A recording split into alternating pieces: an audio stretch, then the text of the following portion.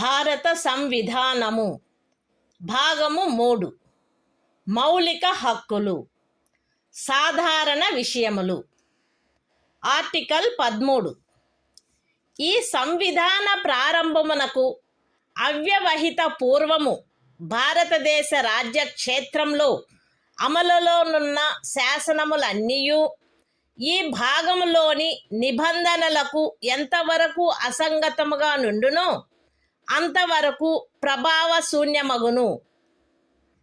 రాజ్యము ఏ శాసనమునైనను ఈ భాగముచే ప్రదత్తమైన హక్కులను తీసివేయునట్లుగా లేక కుంచునట్లుగా చేయరాదు మరియు ఈ ఖండము ఉల్లంఘన మేరకు ప్రభావశూన్యమగును. ఈ అనుచ్ఛేదములో సందర్భము అన్యదా అపేక్షించననే తప్ప ఏ శాసనము అను పదమునందు ఏదైనా అధ్యదేశము, ఉత్తర్వు, ఉపవిధి, నియమము, వినిమయము, అధిసూచన మరియు భారతదేశ రాజ్య క్షేత్రంలో శాసనము వలె అమలు కలిగియున్న ఆచారము లేక వాడుక చేరియుండును. బి అమలులోనున్న శాసనములు అను పదబంధంలో ఈ సంవిధాన ప్రారంభమునకు పూర్వము భారతదేశ రాజ్య క్షేత్రమునందలి ఏదేని శాసన మండలిచే లేక ఇతర సమర్థ ప్రాధికారిచే పాస్ చేయబడి లేక కావింపబడి అంతకు ముందు రద్దు కాని శాసనములు అట్టి ఏ శాసనమైనను అందలి ఏ భాగమైనను అప్పుడు పూర్తిగా కానీ కొన్ని ప్రత్యేక ప్రాంతాలలో కానీ అమలులో లేనప్పటికీ చేరియుండును. ఈ అనుచ్ఛేదంలోనున్నదేదియు 368వ అనుచ్ఛేదము క్రింద ఈ సంవిధానమునకు చేయబడిన ఏదేని సవరణకు వర్తించదు. Constitution of India, Part 3, Fundamental Rights, General, Article 13, Laws inconsistent with or in derogation of the fundamental rights. All laws in force in the territory of India, immediately before the commencement of this Constitution, in so far as they are inconsistent with the provisions of this part, shall, to the extent of such inconsistency, be void.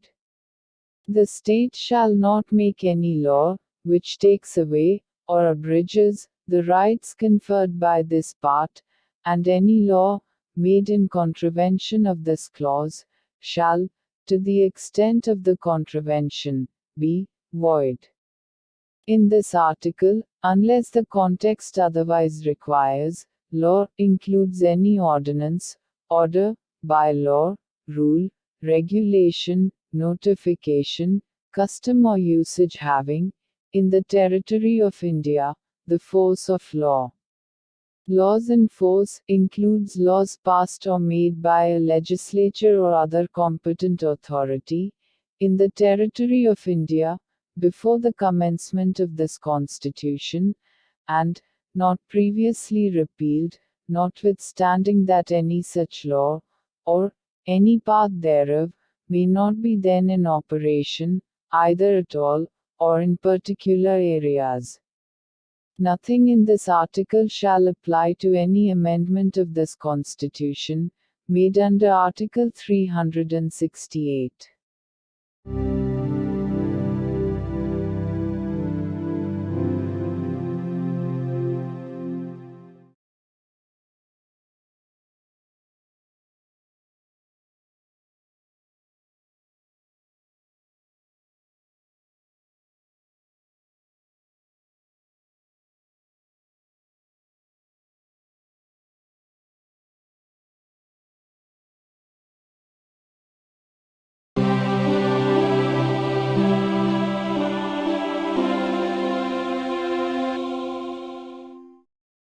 భారత సంవిధానము భాగము 3 మౌలిక హక్కులు సమానత్వమునకు హక్కు article 14 రాజ్యము భారతదేశ రాజ్య క్షేత్రమునందు శాసన దృష్టిలో సమానత్వమును లేక శాసనముల వలన సమాన రక్షణను ఏ వ్యక్తికిని నిరాకరించరాదు.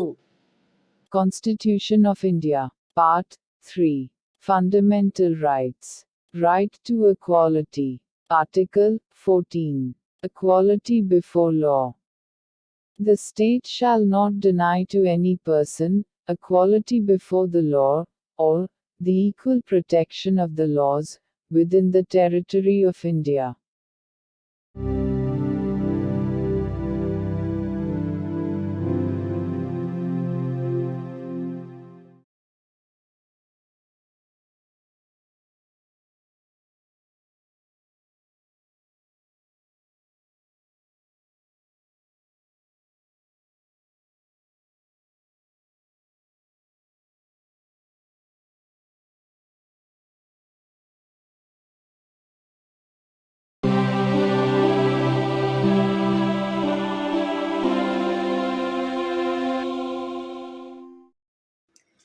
భారత సంవిధానము భాగము 3 మౌలిక హక్కులు సమానత్వమునకు హక్కు.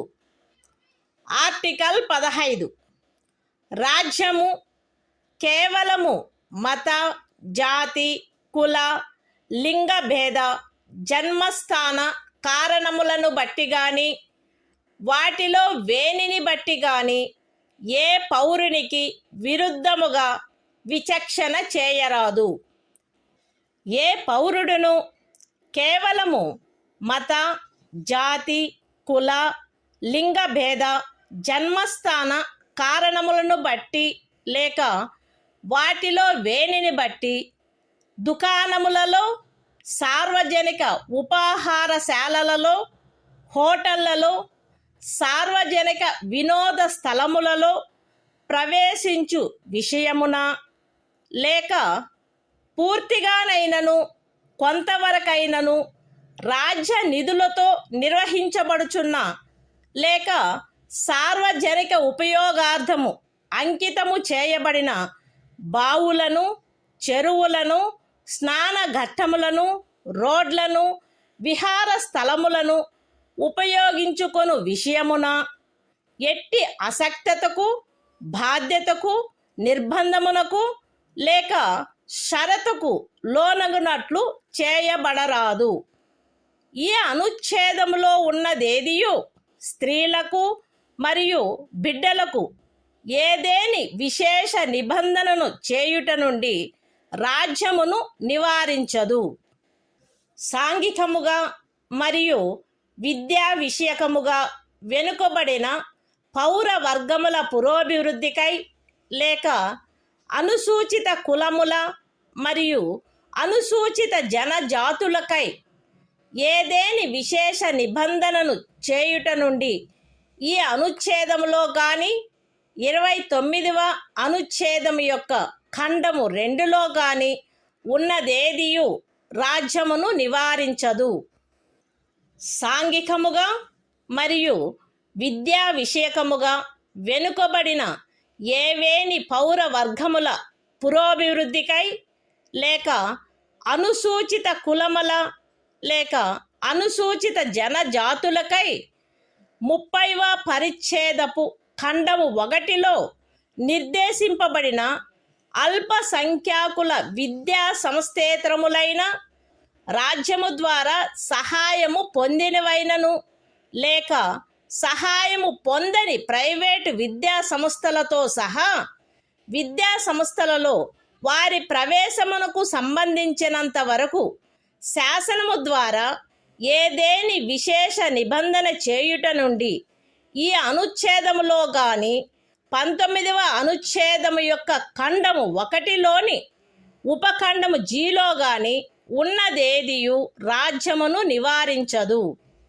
ఈ అనుచ్ఛేదము లేదా 19వ అనుచ్ఛేదము యొక్క ఖండము 1లోని ఉపఖండము G లేదా 29వ అనుచ్ఛేదము యొక్క ఖండము 2లో ఉన్నదేదియు ఖండములు 4 మరియు 5లలో పేర్కొనబడిన తరగతులకు కానట్టి ఆర్థికముగా వెనుకబడిన ఏవేని ఇతర పౌర వర్గముల పురోభివృద్ధి కొరకైన ఏదేని విశేష నిబంధనను చేయుట నుండి మరియు ఖండములు 4 మరియు 5లలో పేర్కొనబడిన తరగతులు కానట్టి ఆర్థికముగా వెనుకబడిన ఏవేని పౌర వర్గముల పురోభివృద్ధికై 30వ పరిచ్ఛేదపు ఖండము 1లో నిర్దేశింపబడిన అల్పసంఖ్యాకుల విద్యా సంస్థేతరములైన రాజ్యము ద్వారా సహాయము పొందినను లేక సహాయము పొందని ప్రైవేటు విద్యా సంస్థలతో సహా విద్యా సంస్థలలో వారి ప్రవేశమునకు సంబంధించినంత వరకు ప్రస్తుతమున్న ప్రత్యేకింపులకు అదనంగా ఉండు ప్రత్యేకింపు విషయంలో ప్రతి శ్రేణిలోని మొత్తము సీట్లలో గరిష్టముగా 10% అధ్యధీనమై శాసనము ద్వారా ఏదేని నిబంధన చేయుట నుండి నిరోధించదు. ఎక్స్ప్లనేషన్. ఈ అనుచ్ఛేదము మరియు 16వ అనుచ్ఛేదము ప్రయోజనము నిమిత్తము ఆర్థికముగా వెనుకబడిన తరగతుల కుటుంబ ఆదాయము మరియు ఇతర ఆర్థికపరమైన అననుకూలతల యొక్క ఆధారంగా ఆయా సమయమునందు రాజ్యముచే అధిసూచించబడినట్లుండును. Constitution of India, Part 3. Fundamental Rights. Right to Equality. Article 15. Prohibition of discrimination on grounds of religion, race, caste, sex, or place of birth. The state shall not discriminate against any citizen on grounds only of religion, race, caste, sex, place of birth, or any of them. No citizen shall, on grounds only of religion, race, caste, sex, place of birth, or any of them, be subject to any disability, liability, restriction, or condition, with regard to access to shops, public restaurants, hotels, and places of public entertainment, or the use of wells, tanks, bathing ghats, roads, and places of public resort, maintained wholly or partly out of state funds, or dedicated to the use of the general public. Nothing in this article shall prevent the state from making any special provision for women and children. Nothing in this article, or in Clause 2 of Article 29, shall prevent the state from making any special provision for the advancement of any socially and educationally backward classes of citizens, or for the scheduled castes and the scheduled tribes. Nothing in this article or in subclause G of Clause 1 of Article 19 shall prevent the state from making any special provision by law for the advancement of any socially and educationally backward classes of citizens, or for the scheduled castes or the scheduled tribes, insofar as such special provisions relate to their admission to educational institutions, including private educational institutions, whether aided or unaided by the state, other than the minority educational institutions referred to in Clause 1 of Article 30. Nothing in this article or subclause G of Clause 1 of Article 19 or Clause 2 of Article 29 shall prevent the state from making any special provision for the advancement of any economically weaker sections of citizens, other than the classes mentioned in clauses 4 and 5. And any special provision for the advancement of any economically weaker sections of citizens other than the classes mentioned in clauses 4 and 5 insofar as such special provisions relate to their admission to educational institutions, including private educational institutions, whether aided or unaided by the state, other than the minority educational institutions referred to in Clause 1 of Article 30, which in the case of reservation would be in addition to the existing reservations, and subject to a maximum of 10% of the total seats in each category. Explanation. For the purposes of this article, and Article 16, economically weaker sections shall be, such as, may be notified by the state, from time to time on the basis of family income, and other indicators of economic disadvantage.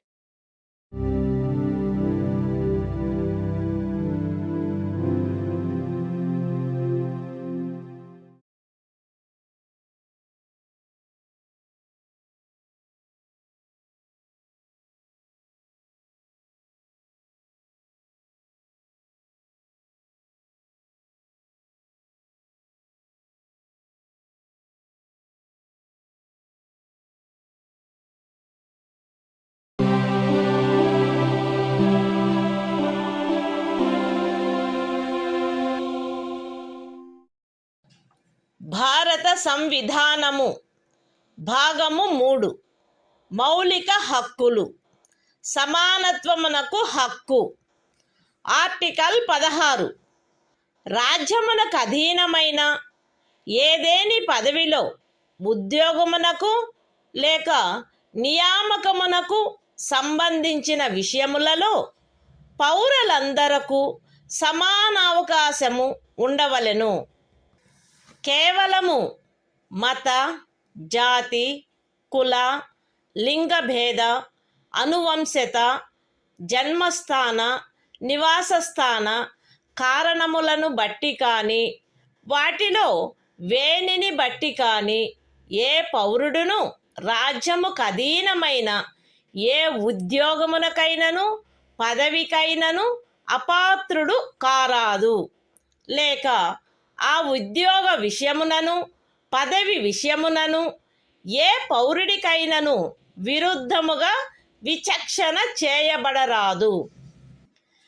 ఏదేని రాజ్య ప్రభుత్వమునకు గాని సంఘ రాజ్య క్షేత్ర ప్రభుత్వమునకు గాని అందలి ఏదేని స్థానిక లేక ఇతర ప్రాధికారికి గాని అధీనమయ్యున్న ఒక తరగతి లేక కొన్ని తరగతుల ఉద్యోగముల విషయమున లేక ఏదేని పదవిలో నియామకము చేయు విషయమున అట్టి ఉద్యోగమునకు లేక నియామకమునకు పూర్వము ఆ రాజ్యములో లేక సంఘ రాజ్య క్షేత్రంలో నివాసము ఆవశ్యకమని విహితపరుచు ఏదేని శాసనము చేయుట నుండి ఈ అనుచ్ఛేదములో ఉన్నదేదియు పార్లమెంటును నివారించదు.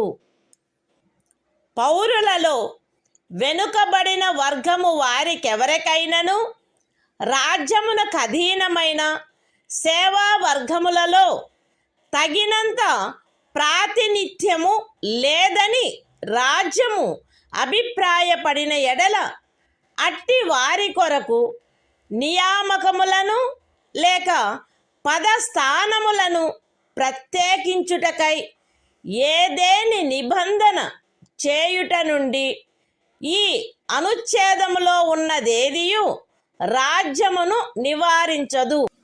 ఈ అనుచ్ఛేదములోనున్నదేదియు అనుసూచిత కులములు మరియు అనుసూచిత జనజాతుల వారికి ఆ రాజ్య సర్వీసులలో చాలినంతగా ప్రాతినిధ్యము వహించుట లేదని అభిప్రాయపడినప్పుడు రాజ్య సర్వీసులోని ఏదేని తరగతి లేక తరగతుల పదవులకు పారిణామిక సీనియారిటీతో పదోన్నతి విషయములలో ప్రత్యేకించుట కొరకు ఏదేని నిబంధనను చేయుట నుండి రాజ్యమును నివారించదు.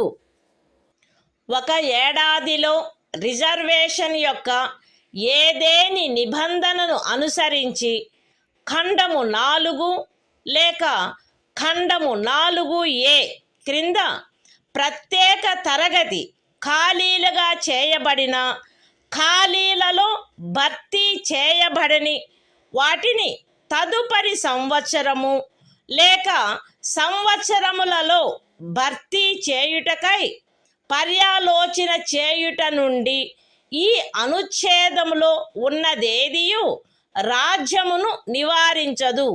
మరియు అట్టి తరగతి ఖాళీలను మొత్తం ఖాళీల సంఖ్యతో 50% గరిష్ట పరిమితి రిజర్వేషన్ను నిర్ధారించుటను ఏ సంవత్సరంలో అవి భర్తీ చేయబడుచున్నవో ఆ సంవత్సరంలోని ఖాళీలతో కలిపి పర్యాలోచించరాదు.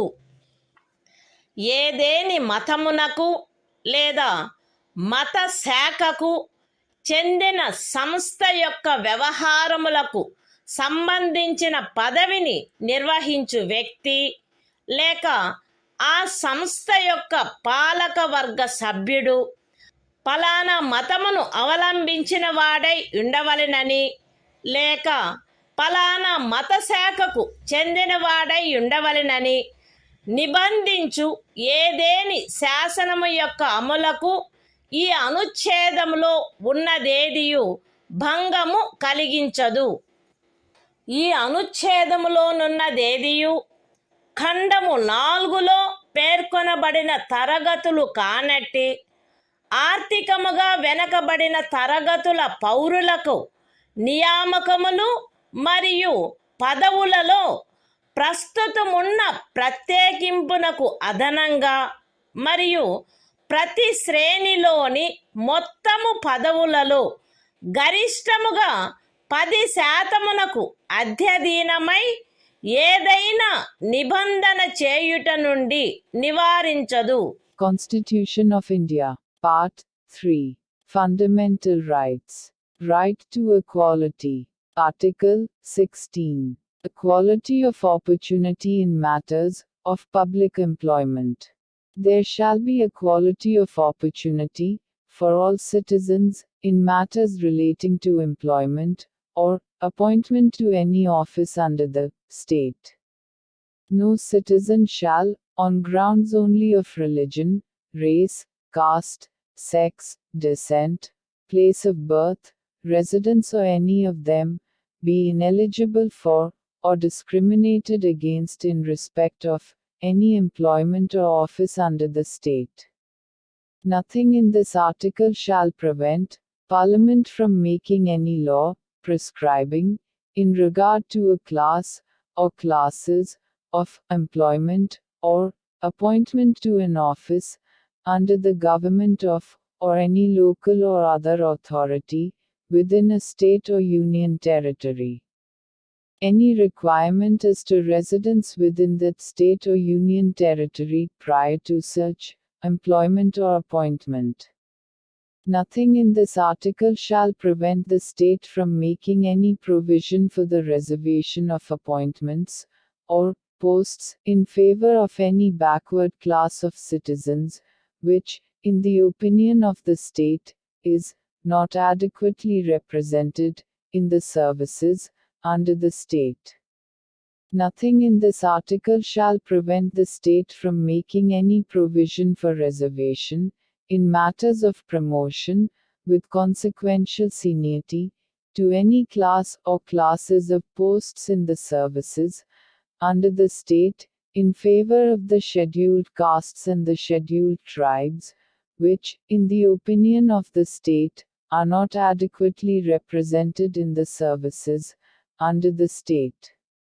Nothing in this article shall prevent the state from considering any unfilled vacancies of a year, which are reserved for being filled up in that year, in accordance with any provision for reservation made under Clause 4 or Clause 4A, as a separate class of vacancies to be filled up in any succeeding year, or years, and such class of vacancies shall not be considered together with the vacancies of the year in which they are being filled up for determining the ceiling of 50% reservation on total number of vacancies of that year.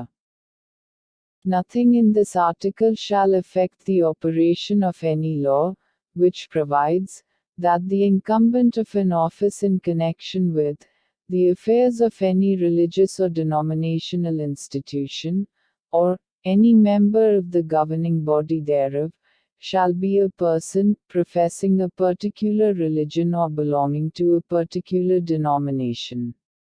Nothing in this article shall prevent the state from making any provision for the reservation of appointments or posts in favor of any economically weaker sections of citizens, other than the classes mentioned in Clause 4, in addition to the existing reservation, and subject to a maximum of 10% of the posts in each category.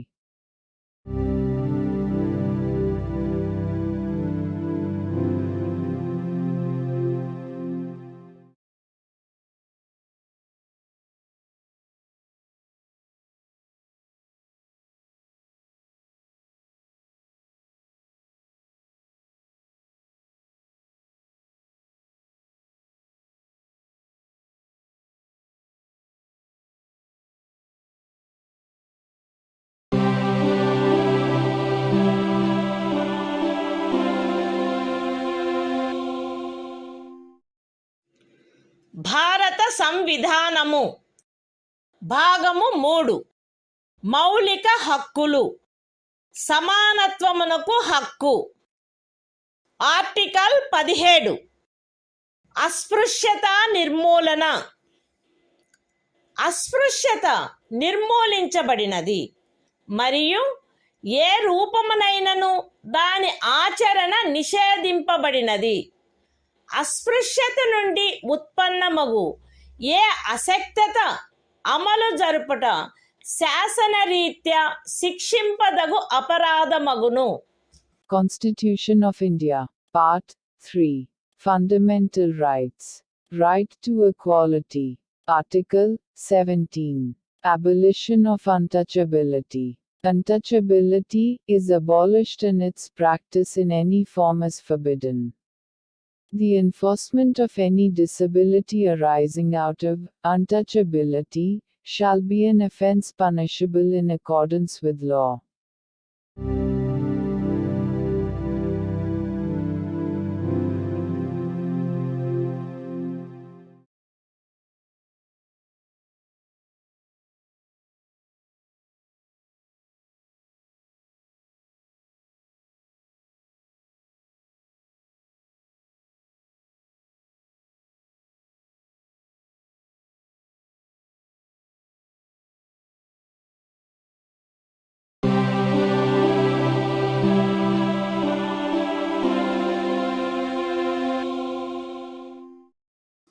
భారత సంవిధానము భాగము 3 మౌలిక హక్కులు సమానత్వమునకు హక్కు. Article 18 abolition of titles. రాజ్యము సైనిక లేక విద్యా సంబంధమైన ఘనతను సూచించినది కానట్టి మరే బిరుదనైనను ప్రదత్తము చేయరాదు.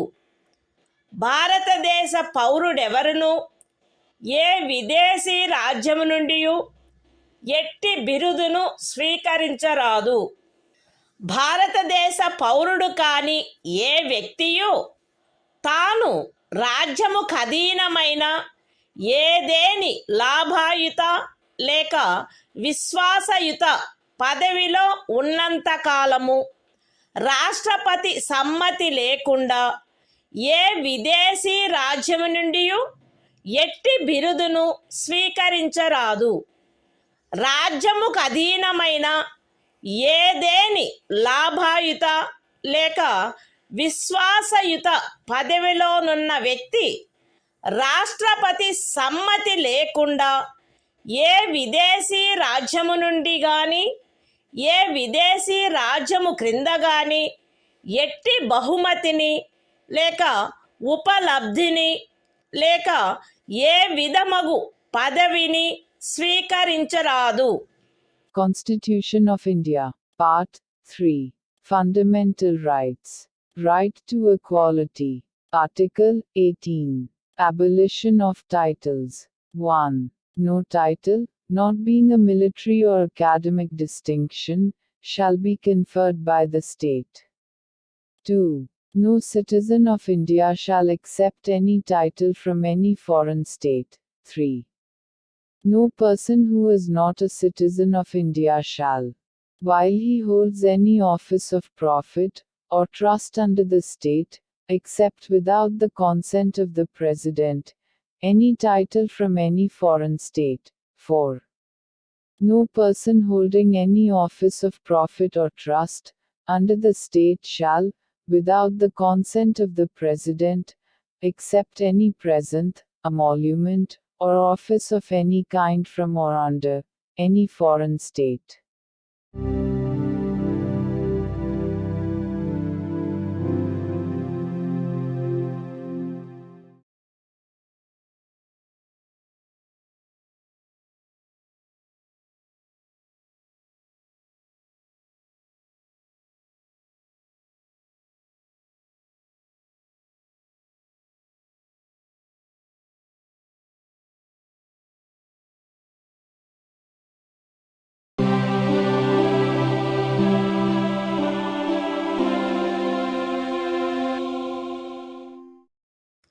భారత సంవిధానము భాగము 3 మౌలిక హక్కులు.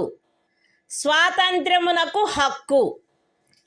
ఆర్టికల్ 19 వాక్ స్వాతంత్ర్యము మొదలైన వాటి విషయమున రక్షణ. పౌరులందరూ ఈ క్రింది హక్కులు కలిగియుందురు. ఏ వాక్ స్వాతంత్రమునకు మరియు భావ ప్రకటన స్వాతంత్ర్యమునకు. బి శాంతియుతముగాను మరియు ఆయుధములు లేకుండాను సమావేశమగుటకు. సి అసోసియేషనులు లేక సంఘములు లేక సహకార సంఘములు ఏర్పాటు చేయుటకు.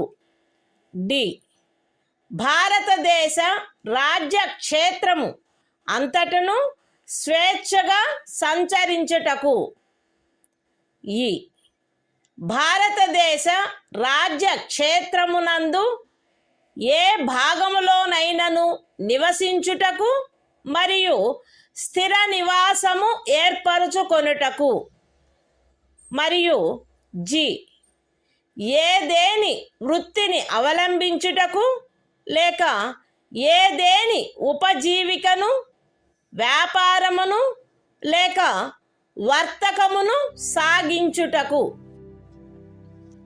అస్తిత్వములో ఉన్నదైనను చేయబడునదైనను ఏదేని శాసనము ఖండము 1 ఉపఖండము ఏ ద్వారా ప్రదత్తమైన హక్కును వినియోగించుటపై యుక్తమైన నిర్బంధనలను విధించునదైన ఎడల అట్టి నిర్బంధనలు భారతదేశము యొక్క సార్వభౌమత మరియు అఖండత, రాజ్య భద్రత, విదేశీ రాజ్యములతో స్నేహ సంబంధములు, ప్రజాశాంతి, సభ్యత లేక నైతికత వీటికి సంబంధించిన హితముల దృష్ట్యా గాని న్యాయస్థాన ధిక్కారము, పరువు నష్టము లేక ఏదేని అపరాధ ప్రేరణ వీటి సంబంధమున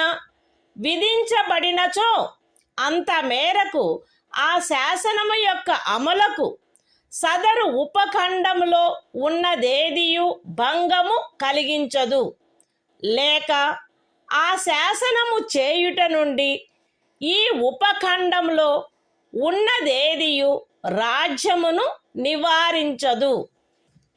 అస్తిత్వములో ఉన్నదైనను చేయబడునదైనను ఏదేని శాసనము సదరు ఖండము యొక్క ఉపఖండము బి ద్వారా ప్రదత్తమైన హక్కును వినియోగించుటపై యుక్తమైన నిర్బంధనలను విధించునదైన ఎడల అట్టి నిర్బంధనలు భారతదేశము యొక్క సార్వభౌమత మరియు అఖండత లేక ప్రజాశాంతి వీటికి సంబంధించిన హితముల దృష్ట్యా విధించబడినచో అంత మేరకు ఆ శాసనము యొక్క అమలుకు సదరు ఉపఖండంలో ఉన్నదేదియు భంగము కలిగించదు, లేక ఆ శాసనమును చేయుట నుండి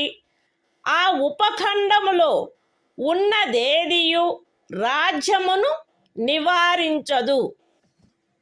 అస్తిత్వములో ఉన్నదైనను చేయబడినదైనను ఏదేని శాసనము సదరు ఖండము యొక్క ఉపఖండము సి ద్వారా ప్రదత్తమైన హక్కును వినియోగించుటపై యుక్తమైన నిర్బంధనలను విధించునదైన ఎడల అట్టి నిర్బంధనలు భారతదేశము యొక్క సార్వభౌమత మరియు అఖండత లేక ప్రజాశాంతి లేక నైతికత వీటికి సంబంధించిన హితముల దృష్ట్యా విధించబడినచో అంత మేరకు ఆ శాసనము యొక్క అమలుకు సదరు ఉపఖండములో ఉన్నదేదియు భంగము కలిగించదు, లేక ఆ శాసనము చేయుట నుండి ఆ ఉపఖండములోనున్నదేదియు రాజ్యమును నివారించదు. అస్తిత్వములో ఉన్నదైనను చేయబడినదైనను ఏదేని శాసనము సదరు ఖండము యొక్క ఉపఖండములు డి మరియు ఈ ద్వారా ప్రదత్తమైన ఏదేని హక్కును వినియోగించుటపై యుక్తమైన నిర్బంధనలను విధించునదైన ఎడల అట్టి నిర్బంధనలు జనసామాన్యము యొక్క హితము కొరకు గాని ఏదేని అనుసూచిత జనజాతి యొక్క హితముల రక్షణ కొరకు గాని విధించబడినచో అంత మేరకు ఆ శాసనము యొక్క అమలుకు సదరు ఉపఖండములలో ఉన్నదేదియు భంగము కలిగించదు, లేక ఆ శాసనమును చేయుట నుండి ఆ ఉపఖండములలో ఉన్నదేదియు రాజ్యమును నివారించదు.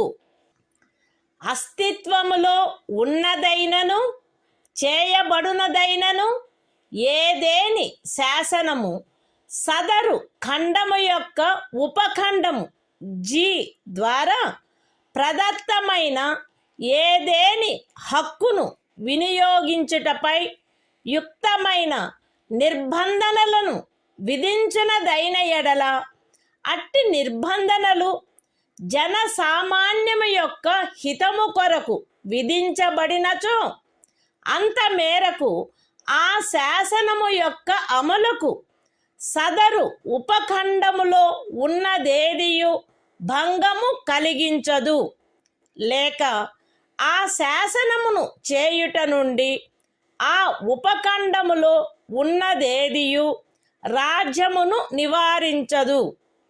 మరియు ప్రత్యేకించి అస్తిత్వములో ఉన్నదైనను చేయబడునదైనను ఏదేని శాసనము ఈ క్రింద తెలిపిన వాటికి సంబంధించినదైన ఎడల అంత మేరకు ఆ శాసనము యొక్క అమలుకు సదరు ఉపఖండములో ఉన్నదేదియు భంగము కలిగించదు, లేక ఆ శాసనమును చేయుట నుండి ఆ ఉపఖండములో ఉన్నదేదియు రాజ్యమును నివారించదు.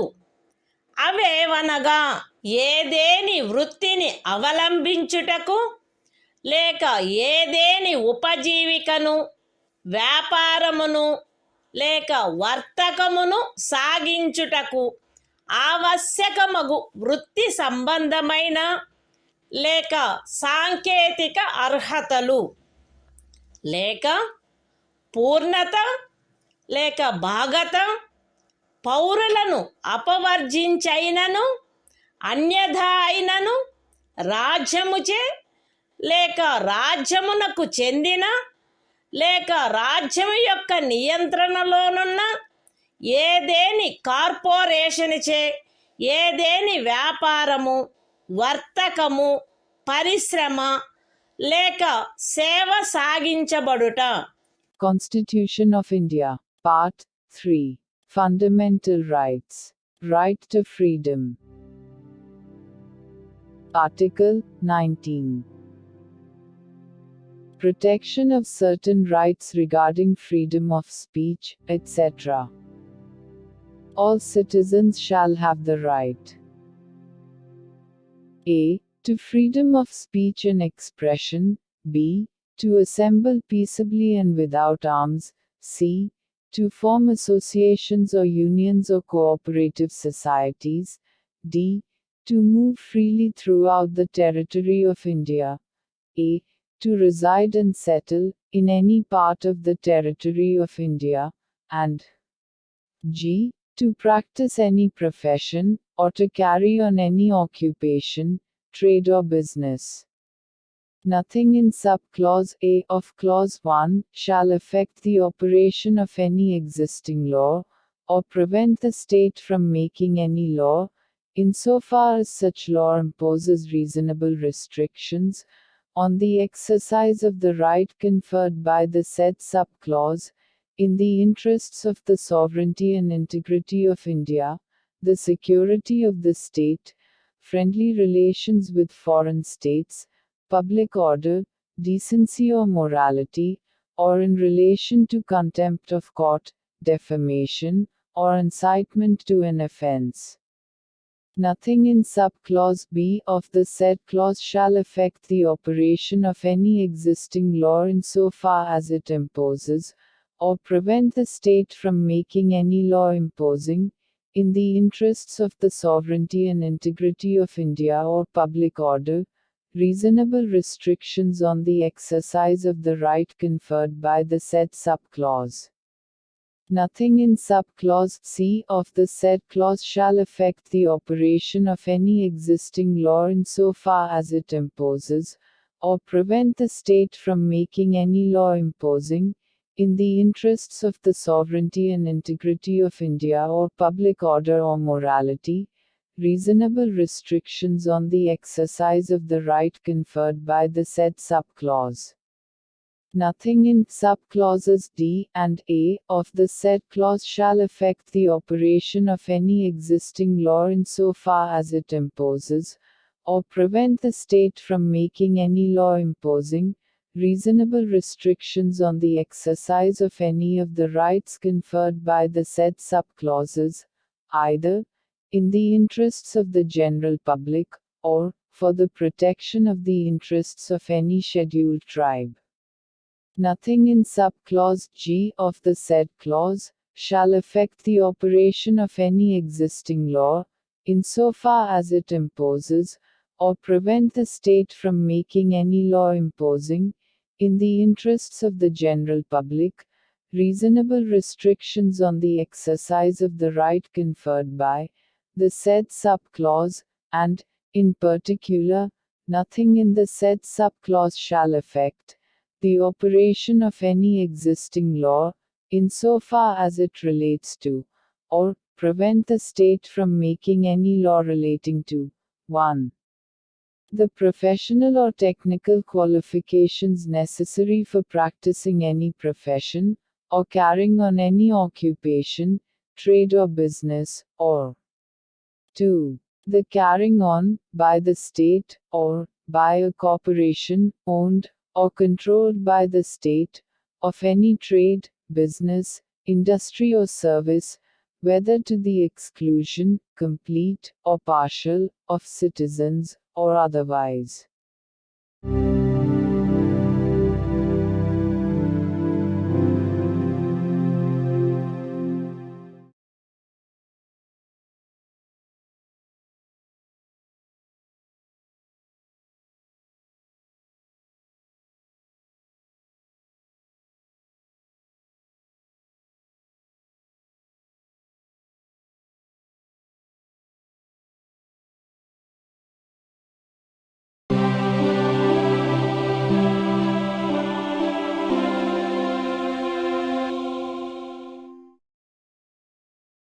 భారత సంవిధానము భాగము 3 మౌలిక హక్కులు స్వాతంత్ర్యమునకు హక్కు ఆర్టికల్ 20 అపరాధములకై నేరస్థాపన విషయమున రక్షణ ఏ వ్యక్తియు అపరాధమని ఆరోపించబడిన కార్యమును చేసిన సమయమున అమలులో ఉన్న శాసనము యొక్క అతిక్రమణకు తప్ప ఏ అపరాధమునకును నేరస్థాపితుడు కారాదు మరియు అపరాధము చేసిన సమయమున అమలులోనున్న శాసనము క్రింద విధింపబడి ఉండడి దానికంటే మించిన శాస్తికి లోను చేయబడరాదు ఏ వ్యక్తియు ఒకే అపరాధమునకు ఒకసారికి మించి అభియోగమునకు మరియు శిక్షకు గురి చేయబడరాదు ఏదైనా అపరాధము చేసినట్లు అభియుక్తుడైన ఏ వ్యక్తియు తనకు వ్యతిరేకముగా సాక్ష్యము నొసగుటకు బలవంతము చేయబడరాదు. Constitution of India, Part 3. Fundamental Rights. Right to Freedom. Article 20. Protection in respect of conviction for offences. No person shall be convicted of any offence except for violation of a law, in force, at the time of the commission of the act, charged as an offence, nor be subjected to a penalty greater than that, which might have been inflicted under the law, in force, at the time of the commission of the offence. No person shall be prosecuted and punished, for the same offence, more than once. No person accused of any offence shall be compelled to be a witness against himself.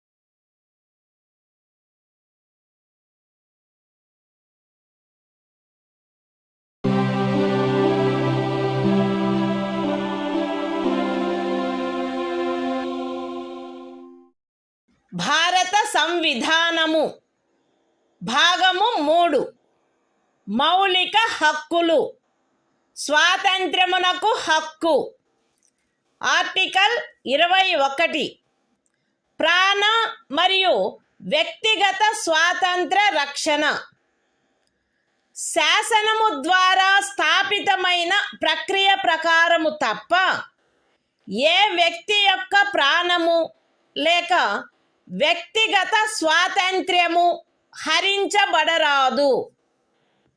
Constitution of India, Part 3. Fundamental Rights. Right to Freedom. Article 21. Protection of life and personal liberty. No person shall be deprived of his life or personal liberty, except according to procedure established by law.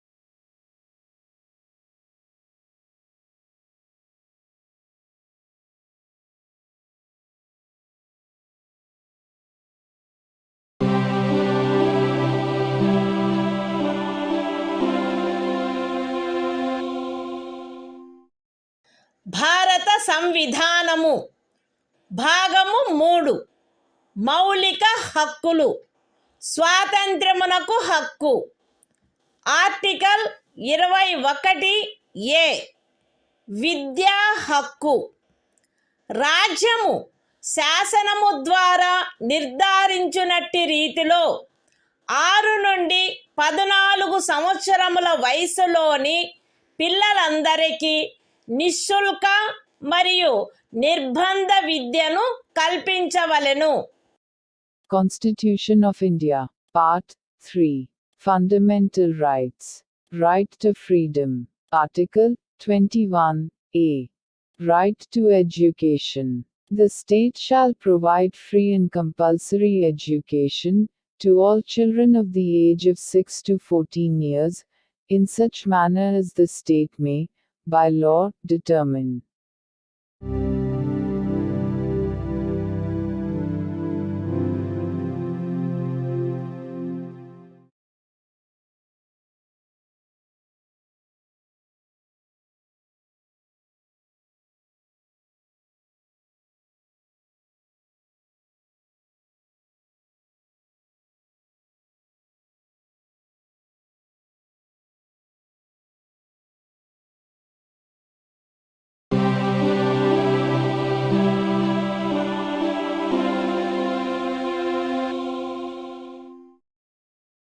భారత సంవిధానము భాగము 3 మౌలిక హక్కులు స్వాతంత్ర్యమునకు హక్కు article 22 కొన్ని సందర్భములలో arrest మరియు నిరోధము నుండి రక్షణ arrest చేయబడిన ఏ వ్యక్తియు అట్టి అరెస్టుకు గల కారణములను గూర్చి వీలైనంత త్వరితముగా తెలియజేయబడకుండా అభిరక్షణలో నిరోధించబడరాదు మరియు తాను కోరిన న్యాయవాది సలహా పొందుటకు అట్టి న్యాయవాదిచే ప్రతివాదన చేయించుకొనుటకు గల హక్కు అతనికి నిరాకరించబడరాదు.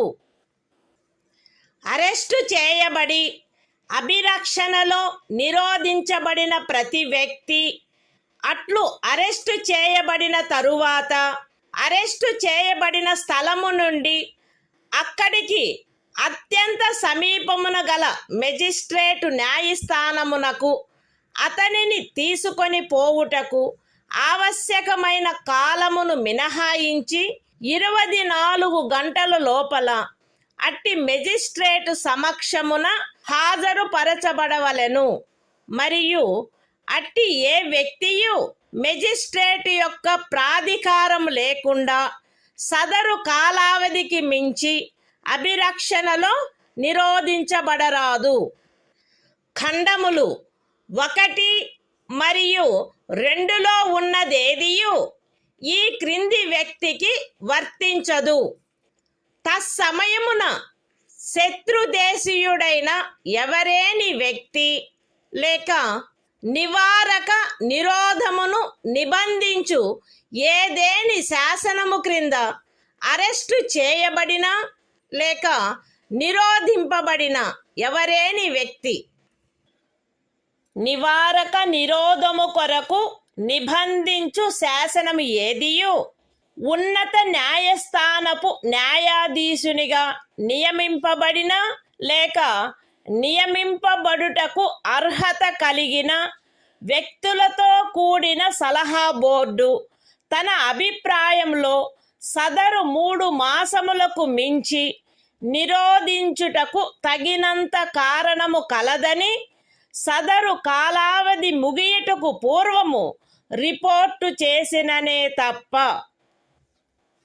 అయితే ఈ ఖండములోనున్నదేదియు ఖండము 7 యొక్క ఉపఖండము B క్రింద పార్లమెంటు చేసిన ఏదేని శాసనము ద్వారా విహితమైన గరిష్ట కాలావధికి మించి ఏ వ్యక్తినైనను నిరోధించుటకు ప్రాధికారము నొసగదు లేక అట్టి వ్యక్తి ఖండము 7 యొక్క ఉపఖండములు A మరియు Bల క్రింద పార్లమెంటు చేయబడిన ఏదేని శాసనము యొక్క నిబంధనలను అనుసరించి నిరోధించబడిననే తప్ప ఒక వ్యక్తిని 3 మాసముల కంటే ఎక్కువ కాలావధికి నిరోధించుటకు ప్రాధికారము నొసగదు.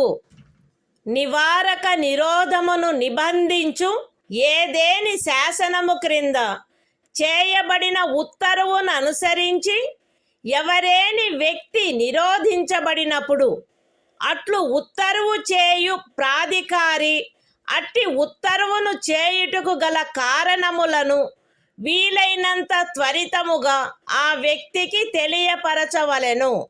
మరియు ఆ ఉత్తర్వుకు విరుద్ధముగా విన్నవించుకొనుటకు అతనికి శీఘ్రతమైన అవకాశమును కలిగించవలెను. ఖండము 5లో నిర్దేశింపబడిన ఉత్తర్వును చేయు ప్రాధికారి ఏ సంగతులను వెల్లడించుట ప్రజాహితమునకు విరుద్ధమని తలచునో అట్టి సంగతులను అతడు వెల్లడించవలెనని సదరు ఖండములోనిదేదియు అపేక్షించరాదు. పార్లమెంటు శాసనము ద్వారా ఈ క్రింది విషయములను విహితము చేయవచ్చును. ఏ. ఖండము 4 యొక్క ఉపఖండము ఏలోని నిబంధనలను అనుసరించి సలహా బోర్డు యొక్క అభిప్రాయమును పొందకుండా నివారక నిరోధమును నిబంధించు ఏదేని శాసనము క్రింద ఏదేని తరగతికి లేక తరగతులకు చెందిన కేసులలో ఒక వ్యక్తిని 3 మాసములకు మించిన కాలావధికి నిరోధించుటకైన పరిస్థితులను. బి. నివారక నిరోధమును నిబంధించు ఏదేని శాసనము క్రింద ఏదేని తరగతికి లేక తరగతులకు చెందిన కేసులలో ఎవరేని వ్యక్తి యొక్క నిరోధమునకు గరిష్ట కాలావధి. మరియు సి.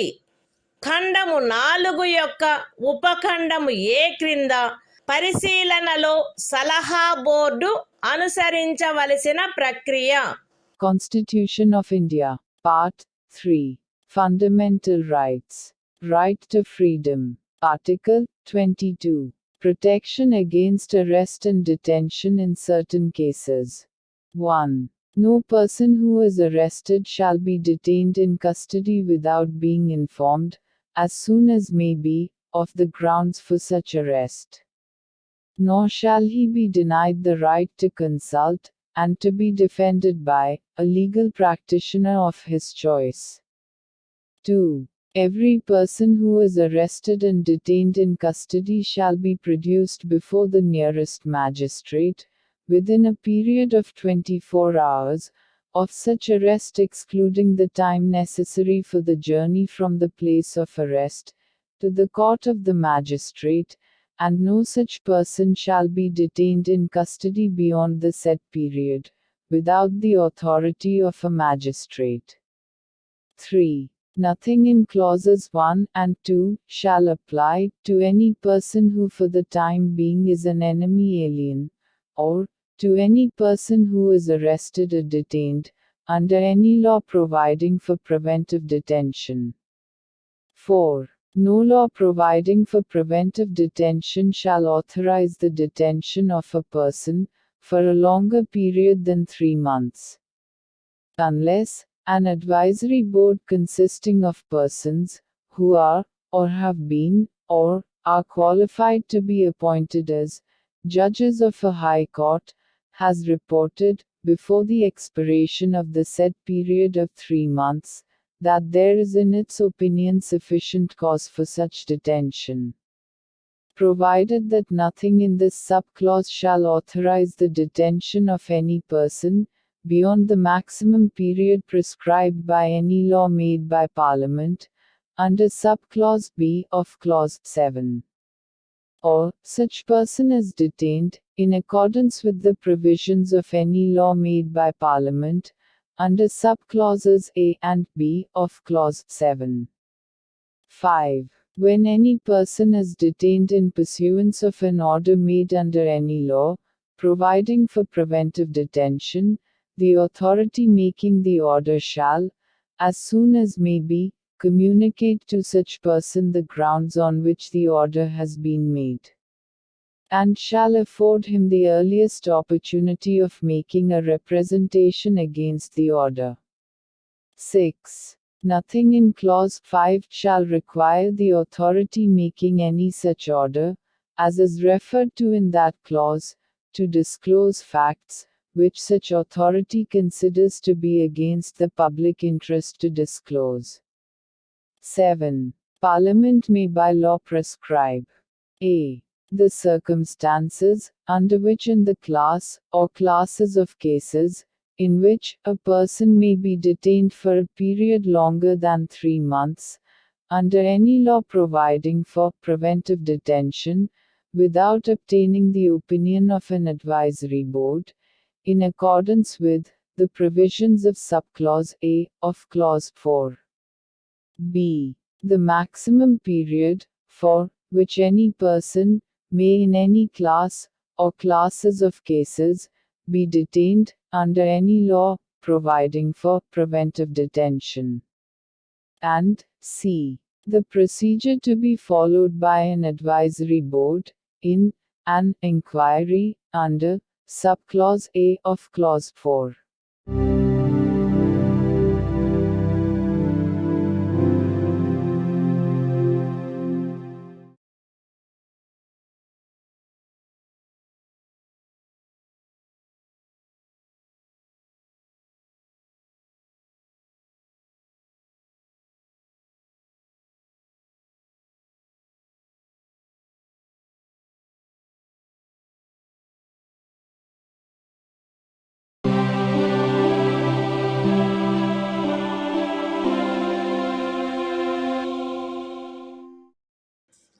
భారత సంవిధానము భాగము 3 మౌలిక హక్కులు శోషణ నుండి రక్షణకు హక్కు ఆర్టికల్ 23 మనుష్యుల క్రయ విక్రయములపై మరియు బలవంతపు చాకిరీలపై నిషేధము మనుష్యుల క్రయ విక్రయము వెట్టి మరియు తాదృశ్యమైన బలవంతపు చాకిరీలు నిషేధింపబడినవి ఈ నిబంధన యొక్క ఉల్లంఘన శాసనరీత్యా శిక్షింపదగు అపరాధమగును అయితే ఈ అనుచ్ఛేదములో ఉన్నదేదియు సార్వజనిక ప్రయోజనముల కొరకు నిర్బంధ సేవను విధించుట నుండి రాజ్యమును నివారించదు మరియు అట్టి సేవను విధించుటలో రాజ్యము కేవలము మతము జాతి కులము లేక వర్గ కారణములను బట్టి కానీ వాటిలో వేనిని బట్టి కానీ విచక్షణ చేయరాదు. The Constitution of India, Part 3. Fundamental Rights. Right against exploitation. Article 23. Prohibition of traffic in human beings and forced labor. 1. Traffic in human beings, and beggar, and other similar forms of forced labor, are prohibited. And any contravention of this provision shall be an offense, punishable, in accordance with law. 2. Nothing in this article shall prevent the state from imposing compulsory service for public purposes.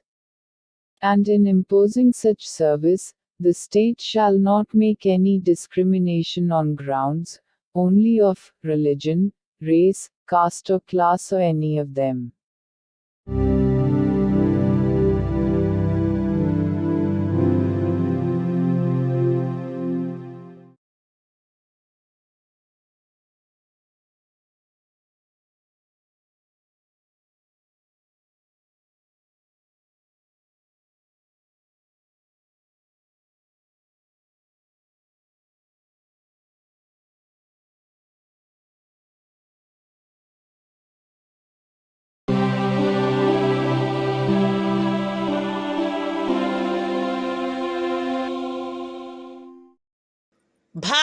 సంవిధానము భాగము 3 మౌలిక హక్కులు శోషణ నుండి రక్షణకు హక్కు article 24 కర్మాగారాలు మొదలైన వాటిలో బిడ్డలను ఉద్యోగములో నుంచుటపై నిషేధము 14 సంవత్సరముల లోపు వయసు గల ఏ బిడ్డయు ఏ కర్మాగారములో కానీ గనిలో కానీ పని చేయుటకు ఉద్యోగములో ఉంచబడరాదు లేక అపాయకరమైన ఏదేని ఇతర ఉద్యోగములలో ఉంచబడరాదు. The Constitution of India, Part 3, Fundamental Rights, Right Against Exploitation, Article 24, Prohibition of employment of children in factories, etc. No child below the age of 14 years shall be employed to work in any factory or mine, or engaged in any other hazardous employment.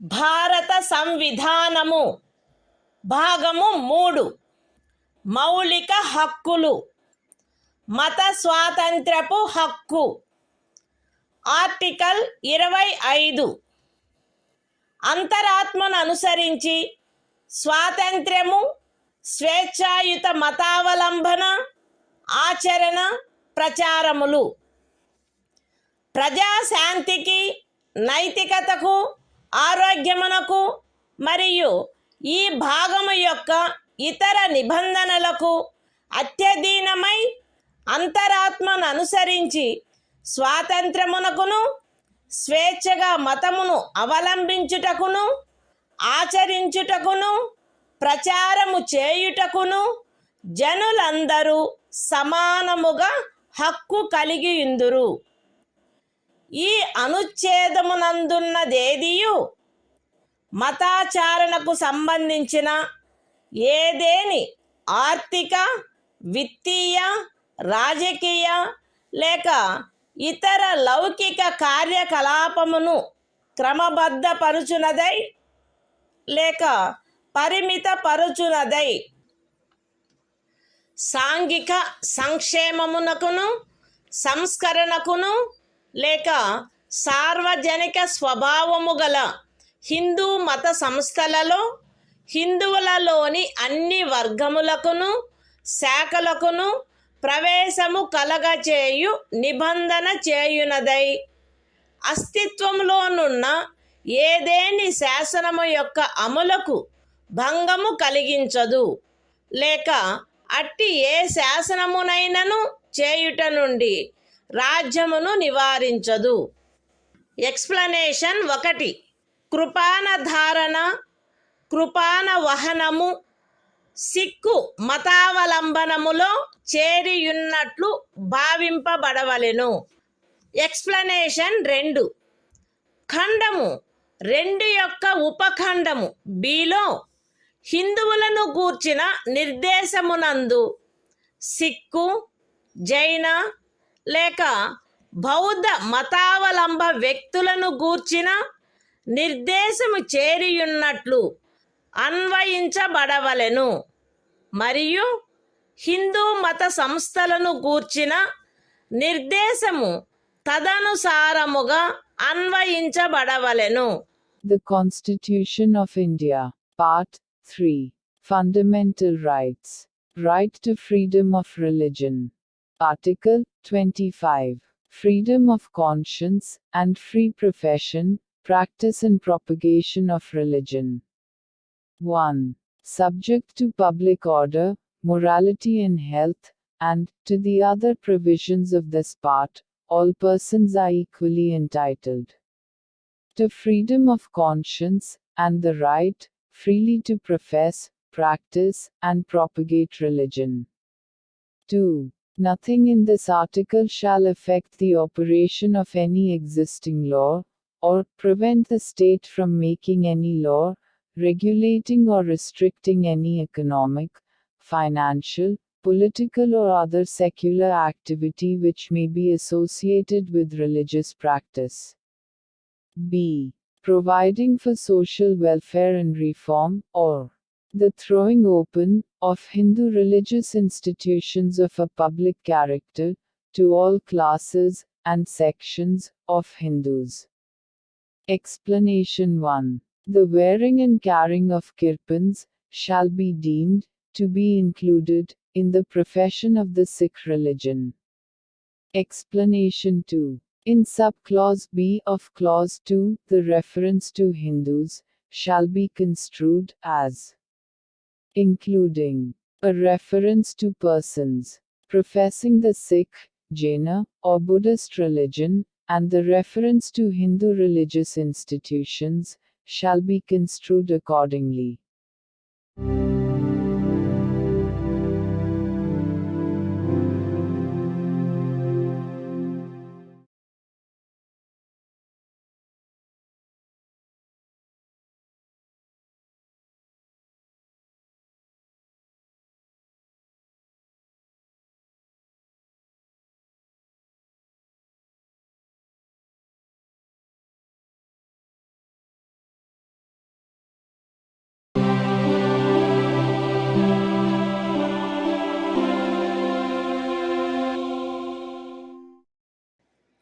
భారత సంవిధానము భాగము 3 మౌలిక హక్కులు మత స్వాతంత్ర్యపు హక్కు article 26 మత వ్యవహార నిర్వహణ స్వాతంత్ర్యము ప్రజాశాంతికి నైతికతకు మరియు ఆరోగ్యమునకు అత్యధీనమై ప్రతి మత శాఖ లేక అందలి ఏ ఉపశాఖైనను ఈ క్రింది హక్కును కలిగియుండును.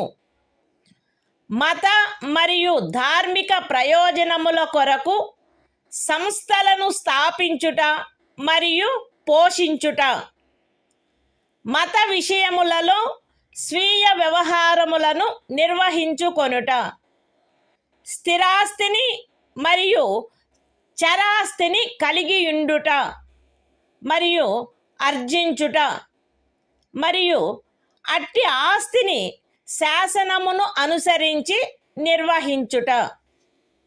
The Constitution of India, Part 3. Fundamental Rights. Right to freedom of religion. Article 26. Freedom to manage religious affairs. Subject to public order, morality and health, every religious denomination, or any section thereof, shall have the right a. to establish and maintain institutions for religious and charitable purposes. B. to manage its own affairs, in matters of religion. C. to own, and acquire, movable and immovable property, and D. to administer such property in accordance with law.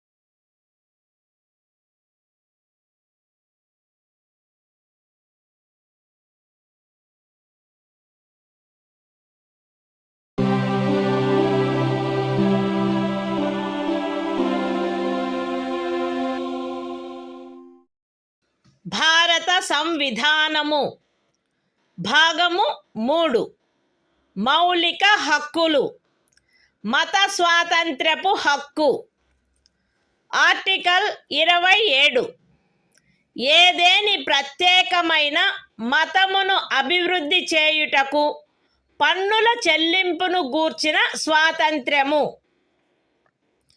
ఏదేని ప్రత్యేకమైన మతమును లేక మత శాఖను అభివృద్ధి చేయుటకు లేక పోషించుటకు అగు ఖర్చులను భరించుటకై ఏ పన్నుల వలన రాబడి నిర్దిష్టముగా కేటాయించబడునో ఆ పన్నులను చెల్లించుటకు ఏ వ్యక్తిని బలవంత పెట్టరాదు. The Constitution of India, Part 3. Fundamental Rights. Right to freedom of religion. Article 27. Freedom as to payment of taxes for promotion of any particular religion. No person shall be compelled to pay any taxes, the proceeds of which are specifically appropriated in payment of expenses for the promotion or maintenance of any particular religion or religious denomination.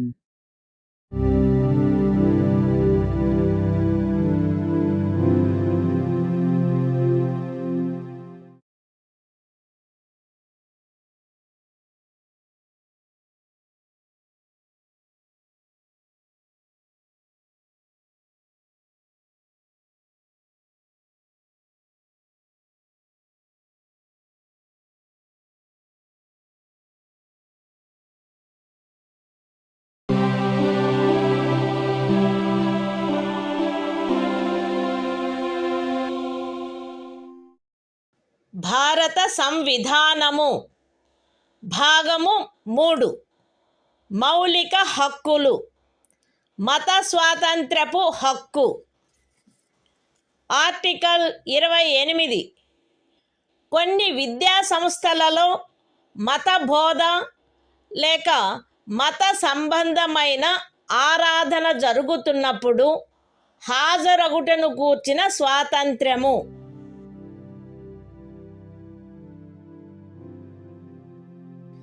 రాజ్య నిధుల నుండి సంపూర్ణముగా పోషింపబడుచున్న ఏ విద్యా సంస్థలోనూ ఎట్టి మత బోధనకైనను ఏర్పాటు చేయరాదు. ఖండము 1లో ఉన్నదేదియు రాజ్యముచే నిర్వహింపబడుచుండి మతబోధ జరగవలెనని ఆపేక్షించు ధర్మాదాయము లేక ట్రస్ట్ కింద స్థాపించబడిన ఏ విద్యా సంస్థకును వర్తించరాదు. రాజ్యముచే గుర్తింపబడిన లేక రాజ్య నిధుల నుండి సహాయమును పొందుతున్న ఏదేని విద్యా సంస్థలో హాజరగుచున్న ఏ వ్యక్తినైనను అట్టి సంస్థలో చేయబడు ఏదేని మత బోధలో పాల్గొనవలసినదని కానీ అట్టి సంస్థలో లేక దానికి సంబంధించిన ఏదేని ఆవరణలో జరపబడు ఏదేని మత సంబంధమైన ఆరాధనకు హాజరు కావలెనని కానీ అందుకు ఆ వ్యక్తిని కానీ ఆ వ్యక్తి మైనర్ అయినచో అతని సంరక్షకుడు కానీ సమ్మతించిననే తప్ప కోరరాదు. The Constitution of India, Part 3. Fundamental Rights. Right to freedom of religion. Article 28. Freedom as to attendance at religious instruction or religious worship in certain educational institutions. 1. No religious instruction shall be provided in any educational institution, wholly maintained out of state funds. 2. Nothing in Clause 1 shall apply to an educational institution which is administered by the state, but has been established under any endowment or trust, which requires that religious instruction shall be imparted in such institution. 3. No person attending any educational institution recognized by the state, or receiving aid out of state funds, shall be required to take part in any religious instruction that may be imparted in such institution, or to attend any religious worship that may be conducted in such institution or in any premises attached thereto, unless such person or, if such person is a minor, his guardian has given his consent thereto.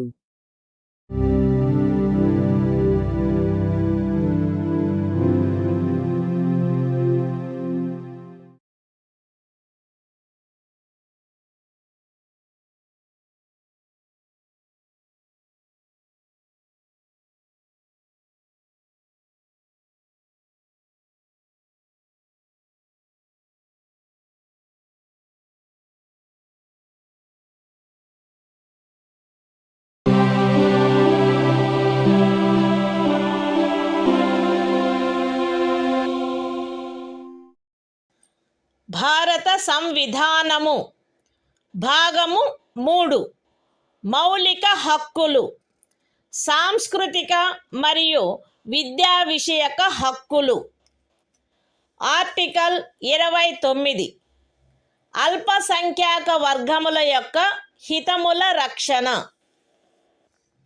భారతదేశ రాజ్య క్షేత్రములో లేక అందలి ఏ భాగములో నివసించుచున్న పౌరులలోని ఏదేని వర్గము వారు తమ విశిష్ట భాష లిపి లేక సంస్కృతిని కలిగి ఉండినచో వారు దానిని కాపాడుకొనుటకు హక్కు కలిగి ఉందురు.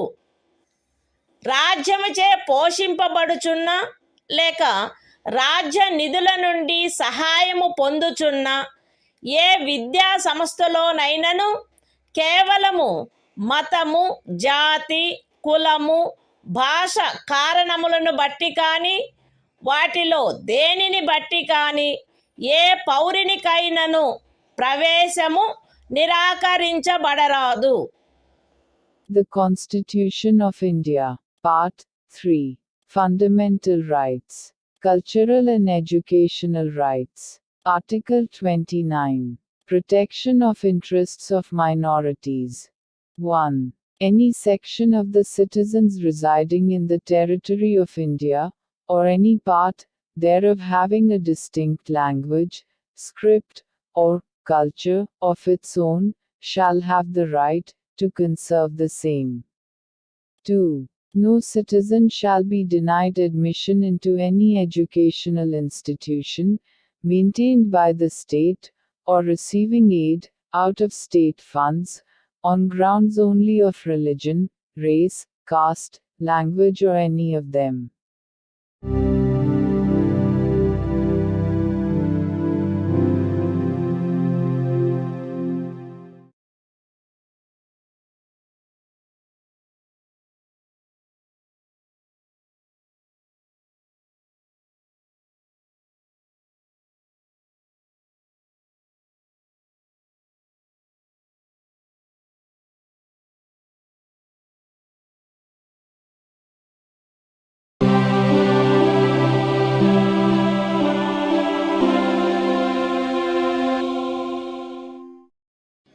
భారత సంవిధానము భాగము 3 మౌలిక హక్కులు సాంస్కృతిక మరియు విద్యా విషయక హక్కులు ఆర్టికల్ 30 విద్యా సంస్థలను స్థాపించుటకు మరియు నిర్వహించుటకు అల్పసంఖ్యాక వర్గములకు గల హక్కు మత ప్రాతిపదికపై కానీ భాషా ప్రాతిపదికపై కానీ ఏర్పడిన అల్పసంఖ్యాక వర్గముల వారందరూ తమకు అభీష్టమైన విద్యా సంస్థలను స్థాపించుకొనుటకును నిర్వహించుకొనుటకును హక్కు కలిగియుందురు. ఖండము 1లో నిర్దేశింపబడిన అల్పసంఖ్యాక వర్గముచే స్థాపింపబడి నిర్వహింపబడుతున్న ఒక విద్యా సంస్థ యొక్క ఏదేని ఆస్తిని నిర్బంధముగా అధ్యార్థించుటను నిబంధించు ఏదేని శాసనము చేయుటలో అట్టి ఆస్తి అధ్యార్జన కొరకు అట్టి శాసనము ద్వారా నియతము చేయబడిన లేక దాని కింద నిర్ధారించబడిన మొత్తము ఆ ఖండము క్రింద హామీ ఇవ్వబడిన హక్కును పరిమితపరచకుండునట్లు లేక రద్దుపరచకుండునట్లు రాజ్యము కట్టుదిట్టము చేయవలెను. విద్యా సంస్థలకు సహాయము చేయు సందర్భములలో మత ప్రాతిపదికపై లేక భాషా ప్రాతిపదికపై ఏర్పడిన అల్పసంఖ్యాక వర్గము యొక్క నిర్వహణలో ఉన్నదను కారణమును బట్టి ఏ విద్యా సంస్థకు విరుద్ధముగాను రాజ్యము విచక్షణ చేయరాదు. The Constitution of India, Part 3, Fundamental Rights, Cultural and Educational Rights, Article 30, Right of minorities to establish and administer educational institutions. 1. All minorities, whether based on religion or language, shall have the right to establish and administer educational institutions of their choice. In making any law, providing for the compulsory acquisition of any property of an educational institution, established and administered by a minority, referred to in Clause 1. The state shall ensure that the amount fixed by or determined under such law, for the acquisition of such property, is such, as would not restrict or abrogate, the right guaranteed under that clause. 2. The state shall not, in granting aid to educational institutions, discriminate against any educational institution, on the ground that it is under the management of a minority, whether based on religion or language.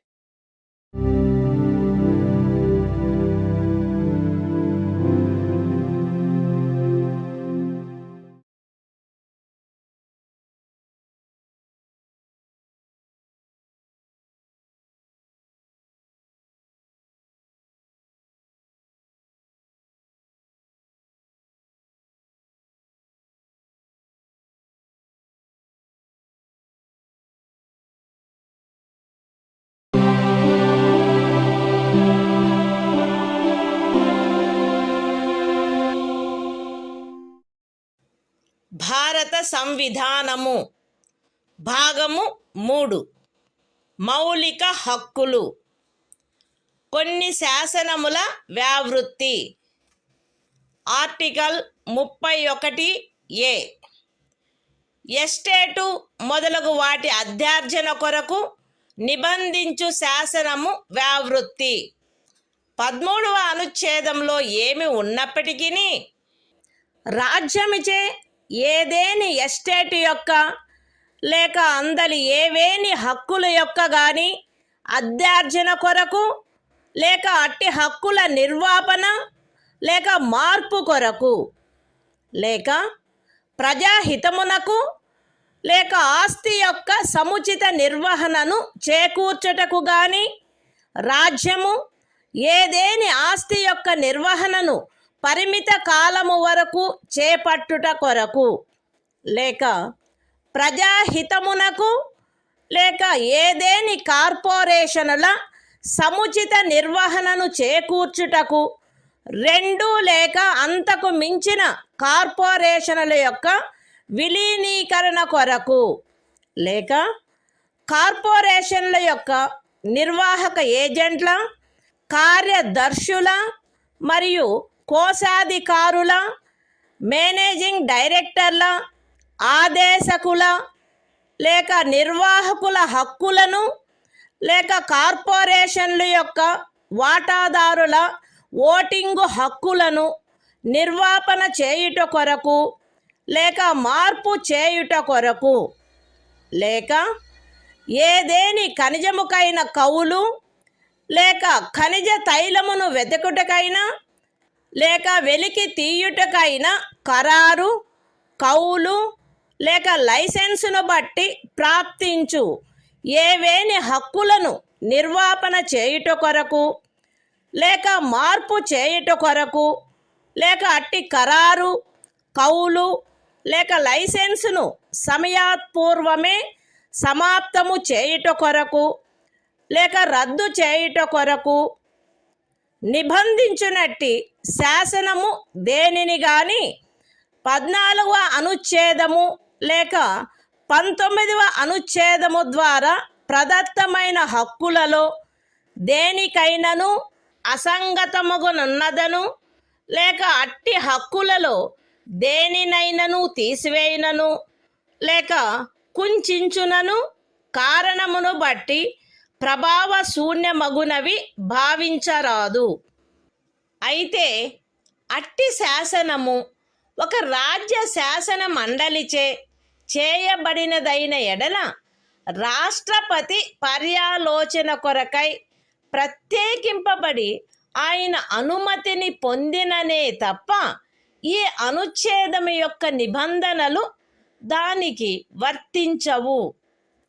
అంతేకాక రాజ్యముచే ఏదేని estate అధ్యార్జింపబడుటకు ఏదేని శాసనము నిబంధన చేయునెడల మరియు ఆ ఎస్టేటులో చేరిన ఏదేని భూమి ఒక వ్యక్తి యొక్క స్వంత సేద్యము క్రిందయున్న ఎడల అట్టి అధ్యార్జనకు సంబంధించిన శాసనములో మార్కెట్ విలువకు తగ్గని రేటు చొప్పున నష్టపరిహారము చెల్లించుటకు నిబంధనలున్ననే తప్ప తత్సమయమున అమలులోనున్న ఏదేని శాసనము క్రింద అతడికి వర్తించడి గరిష్ట పరిమితి లోపు ఉన్న భూమిలోని ఏదేని భూభాగము కానీ దానిపై గల లేక దానికి చెందియున్న ఏదేని భవనము కానీ కట్టడము కానీ రాజ్యముచే అధ్యార్జింపబడుట శాసన సమ్మతము కాదు. ఈ అనుచ్ఛేదములో ఏదేని స్థానిక ప్రాంతము విషయమున ఎస్టేటు అను పదము ఆ ప్రాంతమునందు అమలులోనున్న భూమి కౌళ్లకు సంబంధించి అస్తిత్వంలోనున్న శాసనములో ఆ పదమునకు గాని స్థానీయ తుల్య పదమునకు గాని ఏ అర్థము కలదో ఆ అర్థమునే కలిగియుండును మరియు అందు ఈ క్రిందివి కూడా చేరియుండును. ఏదేని జాగీరు, ఇనాం లేక మౌఫీ లేక ఇతరమైన తాదృశ అనుదానము మరియు తమిళనాడు కేరళ రాజ్యములలో ఏదేని జన్మం హక్కు రైతువారి సెటిల్మెంట్ కింద కలిగి ఉన్న ఏదేని భూమి, బంజరు భూమి, అటవీ భూమి, పచ్చిక బయళ్ళ భూమి లేక కర్షకులు లేక వ్యవసాయ కూలీలు మరియు చేతి వృత్తుల వారు ఆక్రమించుకొనిన భవనములు మరియు ఇతర కట్టడములు ఉన్న స్థలములతో సహా వ్యవసాయ లేక తత్సహాయక ప్రయోజనముల కొరకు ఎవరేని కలిగియున్న లేక ఎవరికేని కౌలుకు ఇవ్వబడిన ఏదేని భూమి. ఎస్టేట్ విషయమున హక్కులు అను పదమునందు ప్రొప్రైటరు, సబ్ ప్రొప్రైటరు, అపర ప్రొప్రైటరు, ధారణాధికారి, రైతు లేక రైతు కింది రైతు లేక ఇతర మధ్యస్థుని యందు నిహితమయ్యుండు ఏవైనా హక్కులు మరియు భూమి శిస్తును గూర్చిన ఏవైనా హక్కులు లేక విశేషాధికారములు చేరియుండును. The Constitution of India, Part 3, Fundamental Rights, Saving of Certain Laws.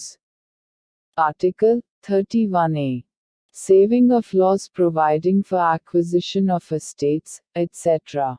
Notwithstanding anything contained in Article 13, no law providing for the acquisition by the state of any estate or of any rights therein, or the extinguishment or modification of any such rights, or the taking over of the management of any property by the state, for a limited period, either in the public interest, or in order to secure the proper management of the property, or the amalgamation of two or more corporations, either in the public interest, or in order to secure the proper management of any of the corporations, or the extinguishment or modification of any rights of managing agents, secretaries and treasurers, managing directors, or managers of corporations, or of any voting rights of shareholders thereof,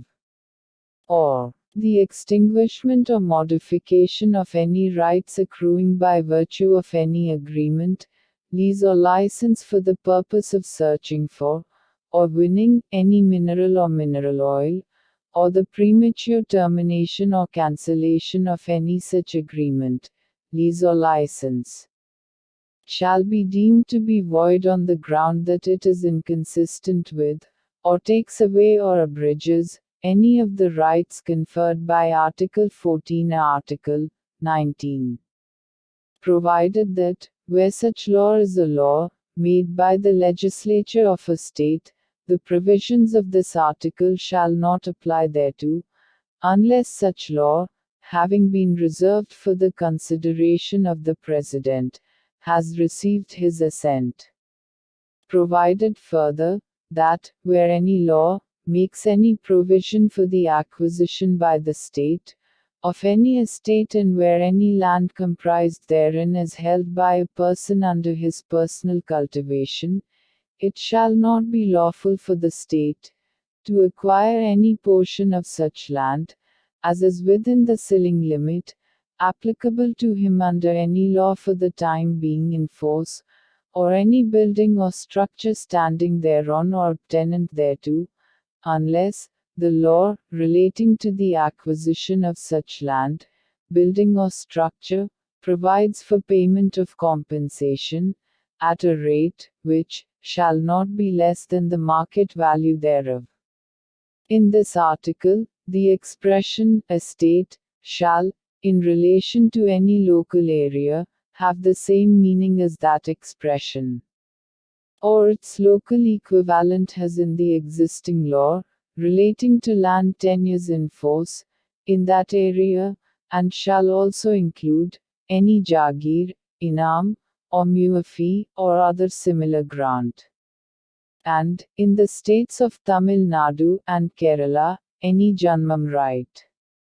Any land held under Ryotwari settlement.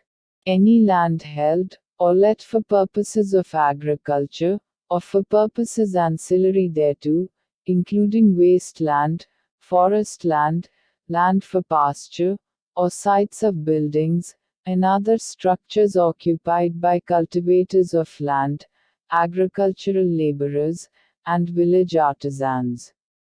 The expression, rights, in relation to an estate, shall include any rights vesting in a proprietor, sub-proprietor, under-proprietor, tenure-holder, rayat, under-rayat, or other intermediary, and any rights, or privileges in respect of land revenue.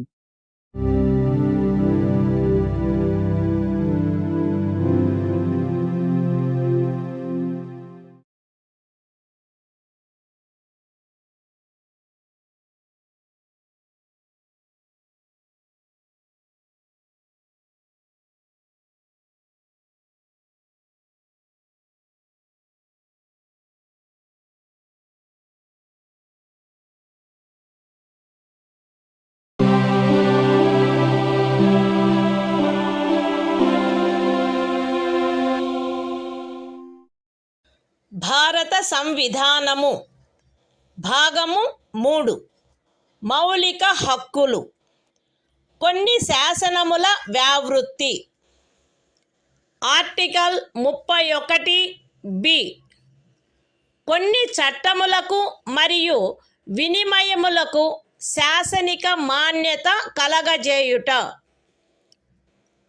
31 అనుచ్ఛేదములో గల నిబంధనల సాధారణతకు భంగము కలగకుండా 9వ అనుసూచిలో నిర్దిష్టపరచబడిన ఏవేని చట్టములు, నియమములు, వాటి యొక్క ఏవేని నిబంధనలు, అట్టి చట్టము, నియమము లేక నిబంధనను ఈ భాగంలోని ఏవేని నిబంధనల ద్వారా ప్రదత్తమైన ఏవేని హక్కులకు అసంగతముగా నున్నదను లేక ఆ హక్కులలో దేనినైనను తీసివేయుచున్నదను లేక కుంచుచున్నదను ఆధారముపై ప్రభావ శూన్యమైనదని గాని ఎప్పుడైనను ప్రభావ శూన్యమై ఉండినదని గాని భావించరాదు.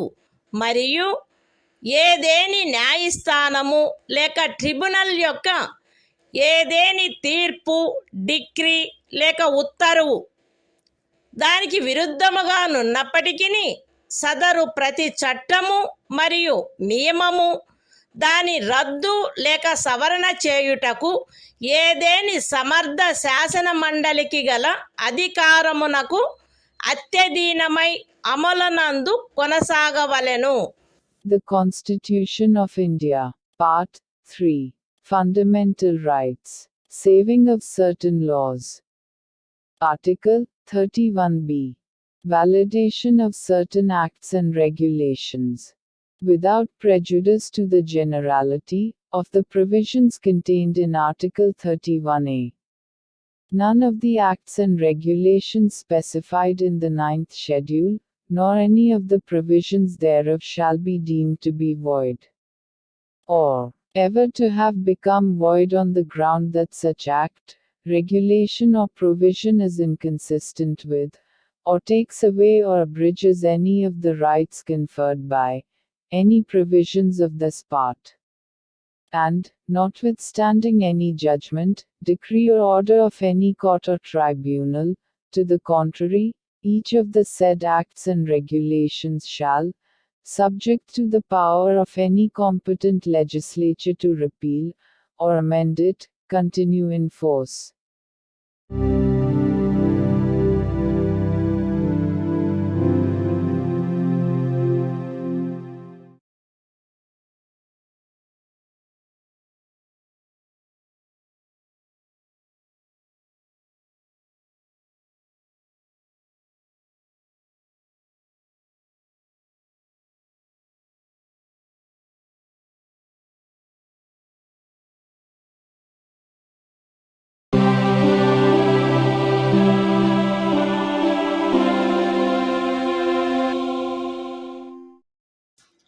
భారత సంవిధానము భాగము 3 మౌలిక హక్కులు.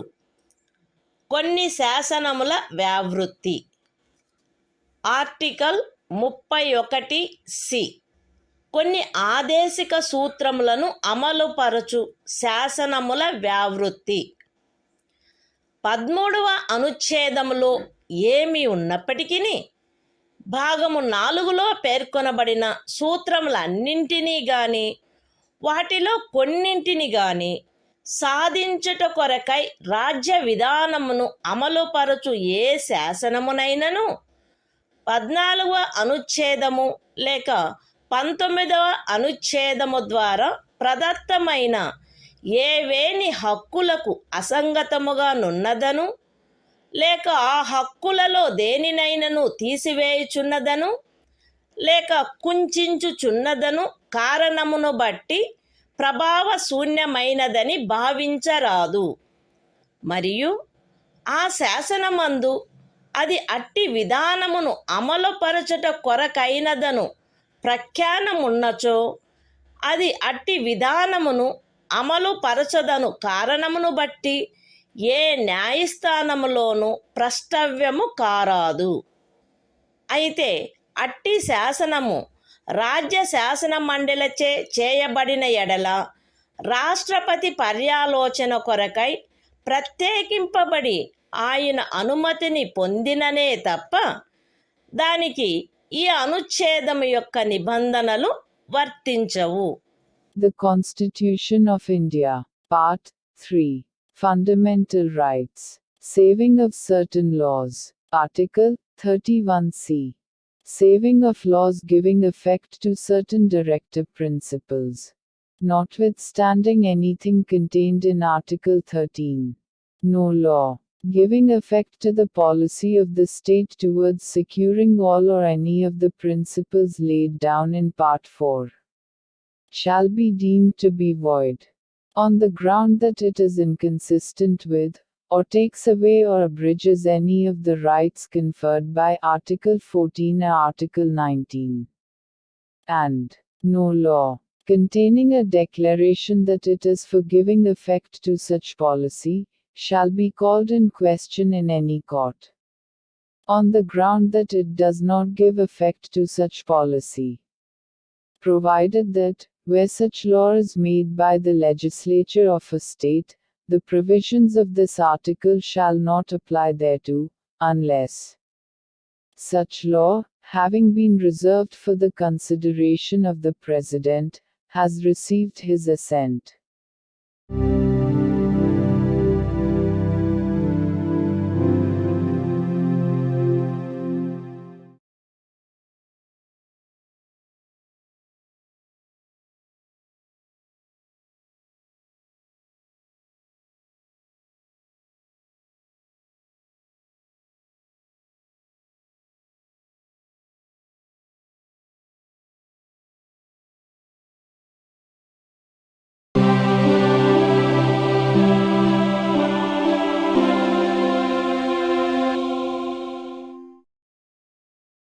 భారత సంవిధానము భాగము 3 మౌలిక హక్కులు సంవిధానిక ప్రత్యుపాయములకు హక్కు ఆర్టికల్ 32 ఈ భాగముచే ప్రదత్తము చేయబడిన హక్కులను అమలుపరుచుటకు ప్రత్యుపాయములు ఈ భాగము ద్వారా ప్రదత్తమైన హక్కులను అమలుపరచుటకు సముచిత చర్యల ద్వారా సర్వోన్నత న్యాయస్థానమును అర్థించు హక్కుకు హామీ ఇయ్యబడినది. ఈ భాగము ద్వారా ప్రదత్తమైన ఏవేని హక్కులను అమలుపరచుట కొరకు ఆదేశములను లేక ఉత్తర్వులను లేక బందీ ప్రత్యక్ష హెబియస్ కార్పస్ పరమాదేశ మాండమస్ ప్రతిషేధ ప్రొహిబిషన్ అధికార పృచ్ఛ కోవారెంటో మరియు ఉత్ప్రేషణ సర్ష్యోరారి స్వభావము గల రిట్లతో సహా అధిలేఖలను వీటిలో సముచితమైన దానిని జారీ చేయుటకు సర్వోన్నత న్యాయస్థానము అధికారము కలిగియుండును. ఖండములు 1 మరియు 2 ద్వారా సర్వోన్నత న్యాయస్థానమునకు ప్రదత్తమైన అధికారములకు భంగము కలగకుండా ఖండము 2 క్రింద సర్వోన్నత న్యాయస్థానముచే వినియోగింపబడదగు అధికారముల అన్నిటినీ కానీ వాటిలో దేనినైనను కానీ ఏదేని ఇతర న్యాయస్థానమునకు దాని అధికారిత యొక్క స్థానిక హద్దులలో వినియోగించు అధికారమును శాసనము ద్వారా పార్లమెంటు వసగవచ్చును. ఈ అనుచ్ఛేదముచే హామీ ఇయ్యబడిన హక్కు ఈ సంవిధానముచే అన్యదా నిబంధింపబడినట్లు తప్ప suspend చేయబడరాదు. The Constitution of India, Part 3. Fundamental Rights. Right to constitutional remedies. Article 32. Remedies for enforcement of rights conferred by this part. 1. The right to move the Supreme Court, by appropriate proceedings for the enforcement of the rights conferred by this part, is guaranteed. 2. The Supreme Court shall have power to issue directions or orders, or writs, including writs in the nature of habeas corpus, mandamus, prohibition, quo warranto and certiorari, whichever may be appropriate, for the enforcement of any of the rights conferred by this part. 3. without prejudice to the powers conferred on the Supreme Court, by clauses 1 and 2. Parliament may by law empower any other court to exercise within the local limits of its jurisdiction all or any of the powers exercisable by the Supreme Court under Clause 2. 4. The right guaranteed by this article shall not be suspended, except as otherwise provided for by this Constitution.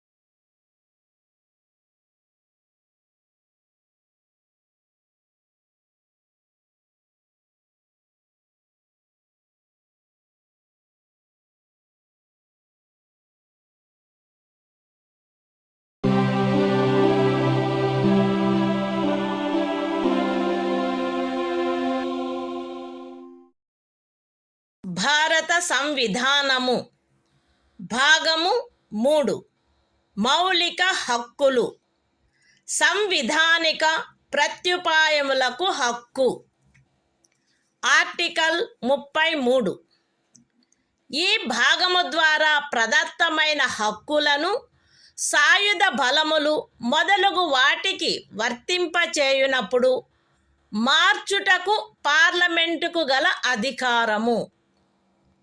ఈ భాగము ద్వారా ప్రదత్తమైన హక్కులలో వేటినైనను సాయుధ బలములకు చెందిన సభ్యులకు లేక ప్రజాశాంతిని కాపాడు భారము వహించిన సాయుధ బలములకు చెందిన సభ్యులకు లేక గుప్త సమాచారము కొరకు లేక ఎదురు గుప్త సమాచారము కొరకు రాజ్యముచే స్థాపించబడిన ఏదేని బ్యూరోలో లేదా ఇతర వ్యవస్థలో నియమించబడిన వ్యక్తులకు లేక ఏ నుండి సి వరకు గల ఖండములలో నిర్దేశింపబడిన ఏదేని సాయుధ బలము బ్యూరో లేక వ్యవస్థ కొరకై ఏర్పాటు చేసిన టెలికమ్యూనికేషన్ వ్యవస్థలలో నియమించబడిన లేదా వాటికి సంబంధించిన వ్యక్తులకు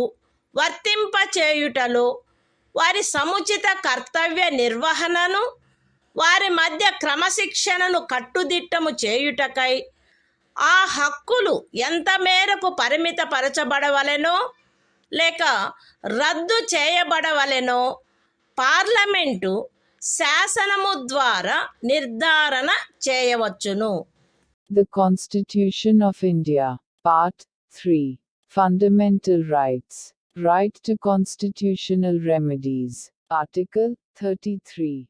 Power of Parliament to modify the rights conferred by this part in their application to forces, etc.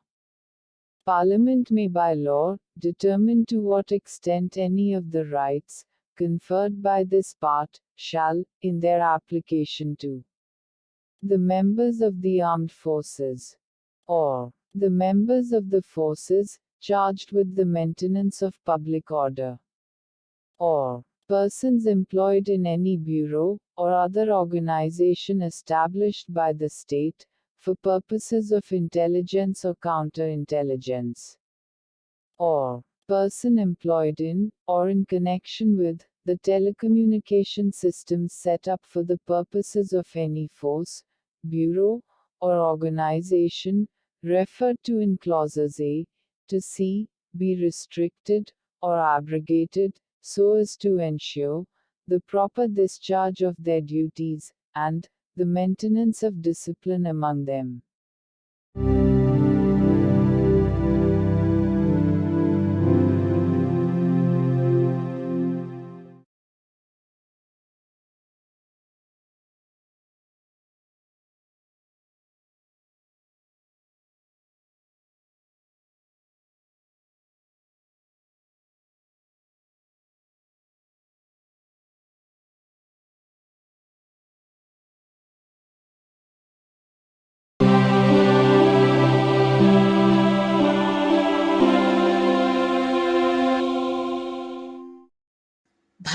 సంవిధానము భాగము 3 మౌలిక హక్కులు.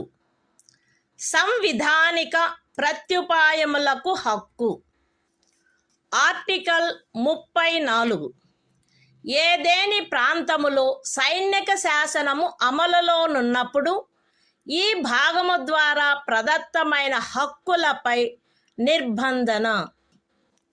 ఈ భాగమునందు పూర్వగామి నిబంధనలలో ఏమి ఉన్నప్పటికీ భారతదేశ రాజ్యక్షేత్రములోని ఏదేని ప్రాంతములో సైనిక శాసనము అమలులో ఉండి ఉన్నచో సంఘము యొక్క లేక ఒక రాజ్యము యొక్క సేవలోనున్న ఎవరేని వ్యక్తి అచట శాంతిని కాపాడుటకు లేక తిరిగి నెలకొల్పుటకు సంబంధించి చేసిన ఏదేని కార్యమును గూర్చి పార్లమెంటు శాసనము ద్వారా అతనికి క్షతిపూర్తి చేయవచ్చును, లేక అట్టి ప్రాంతంలో సైనిక శాసనము క్రింద చేయబడిన ఏదేని దండనోత్తర్వును, విధించబడిన ఏదేని శిక్షను, ఉత్తర్వు చేయబడిన సమపహరణను, లేక చేసిన ఏదేని ఇతర కార్యమును మాన్యమునర్చవచ్చును.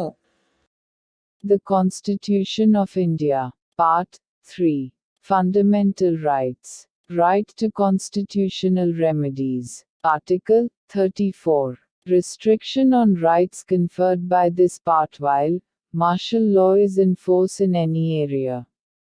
Notwithstanding anything in the foregoing provisions of this part, Parliament may, by law, indemnify any person, in the service of the Union, or of a state, or any other person, in respect of any act done by him, in connection with the maintenance or restoration of order, in any area within the territory of India, where martial law was in force, or validate any sentence passed, punishment inflicted, forfeiture ordered, or other act done, under martial law in such area.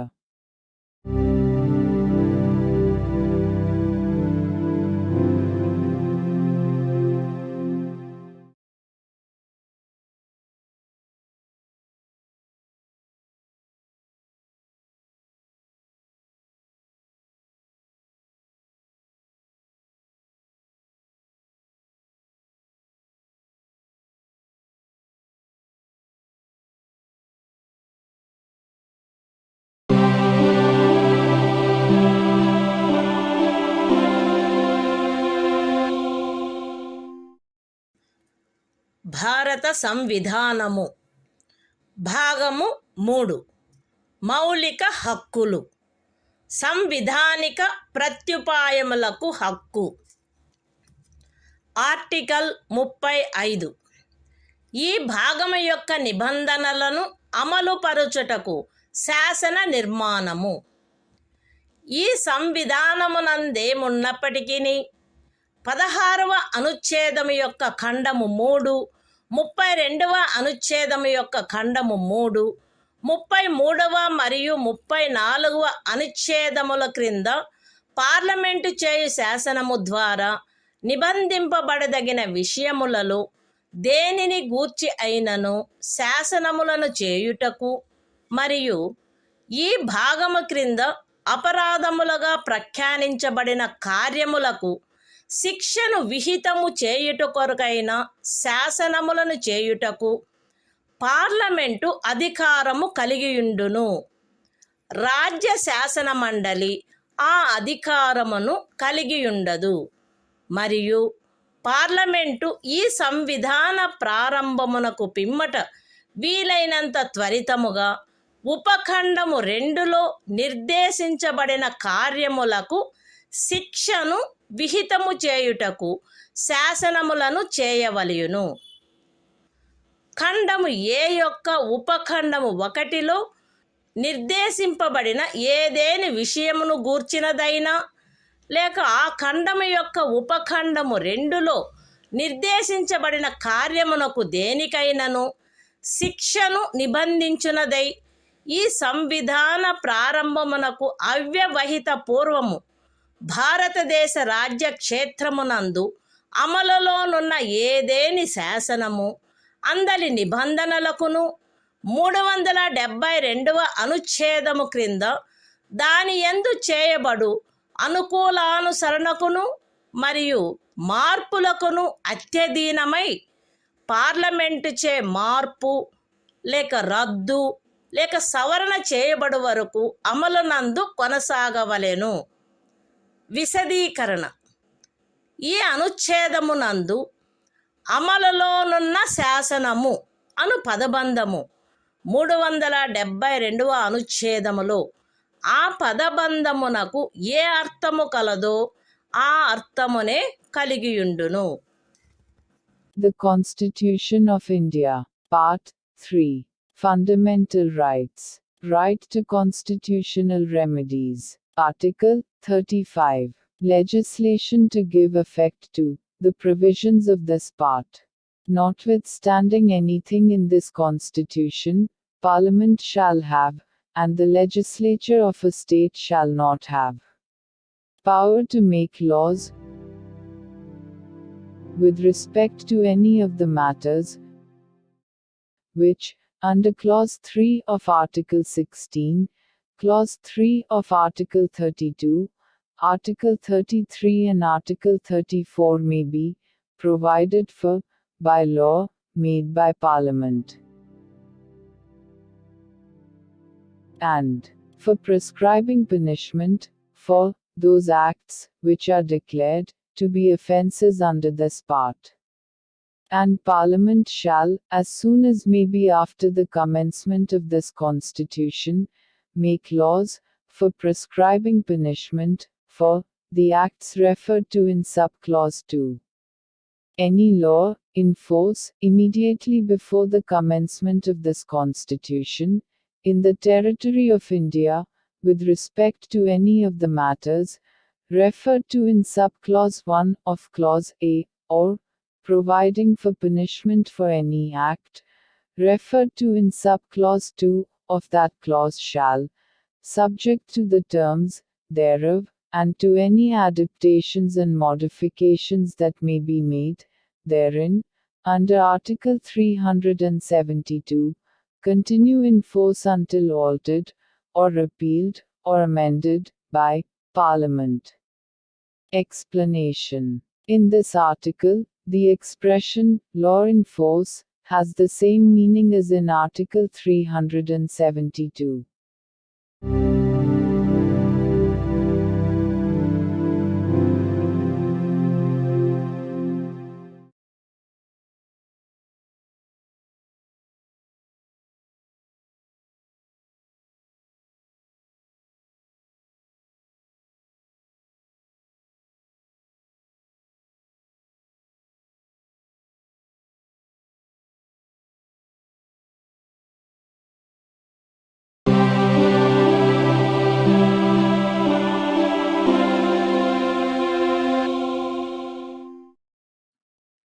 భారత సంవిధానము భాగము 4 రాజ్య విధానము యొక్క ఆదేశిక సూత్రములు.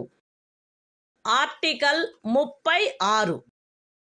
ఈ భాగములో సందర్భము అన్యదా అపేక్షించననే తప్ప రాజ్యము అను పదము భాగము 3లో ఆ పదమునకు ఏ అర్థము కలదో ఆ అర్థమునే కలిగియుండును.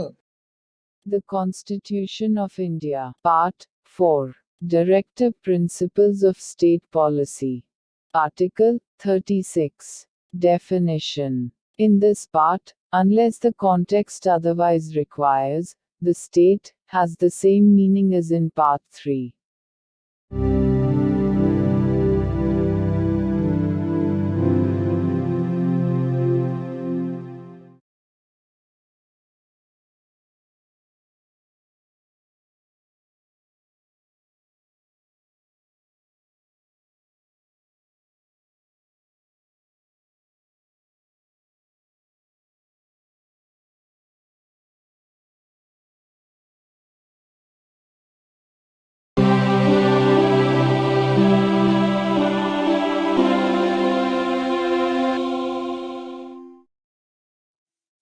భారత సంవిధానము భాగము 4 రాజ్య విధానము యొక్క ఆదేశిక సూత్రములు.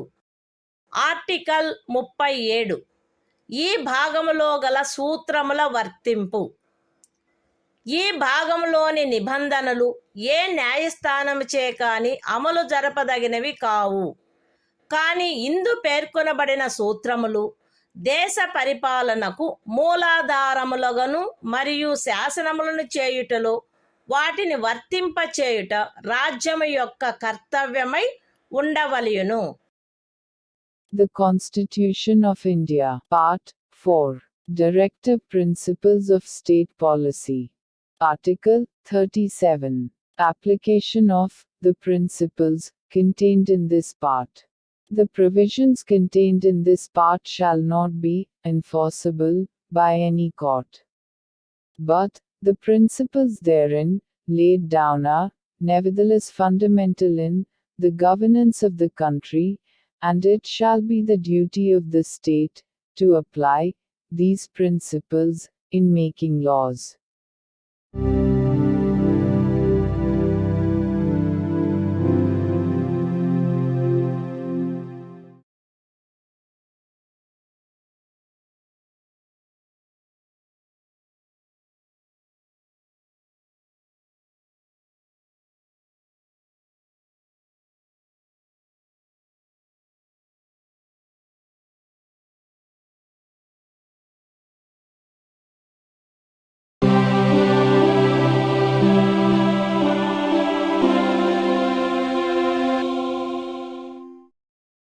భారత సంవిధానము భాగము 4 రాజ్య విధానము యొక్క ఆదేశిక సూత్రములు.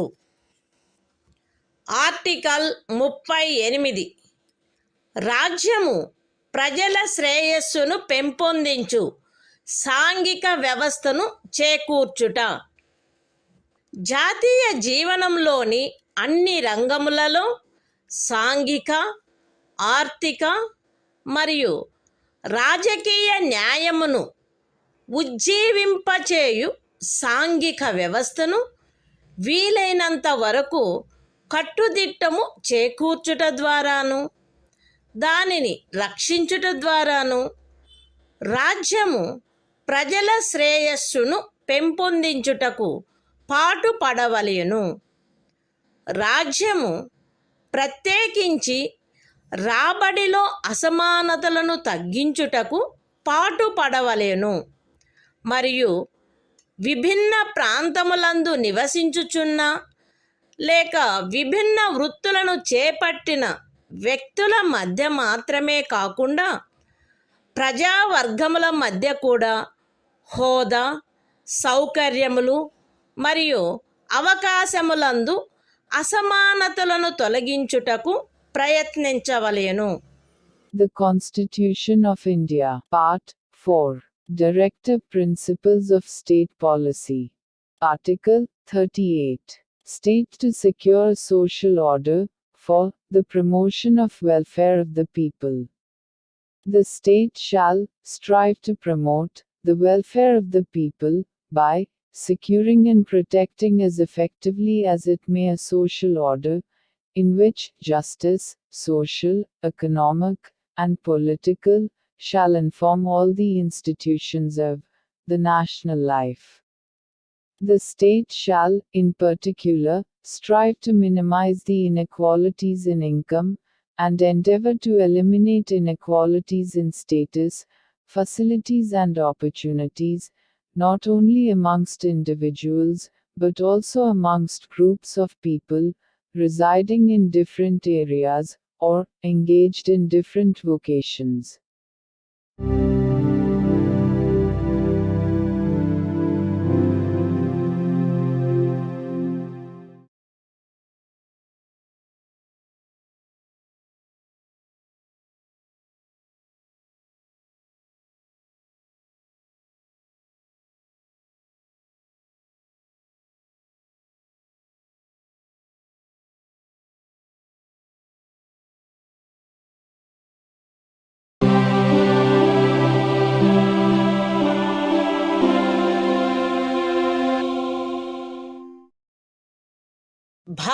సంవిధానము భాగము 4 రాజ్య విధానము యొక్క ఆదేశిక సూత్రములు.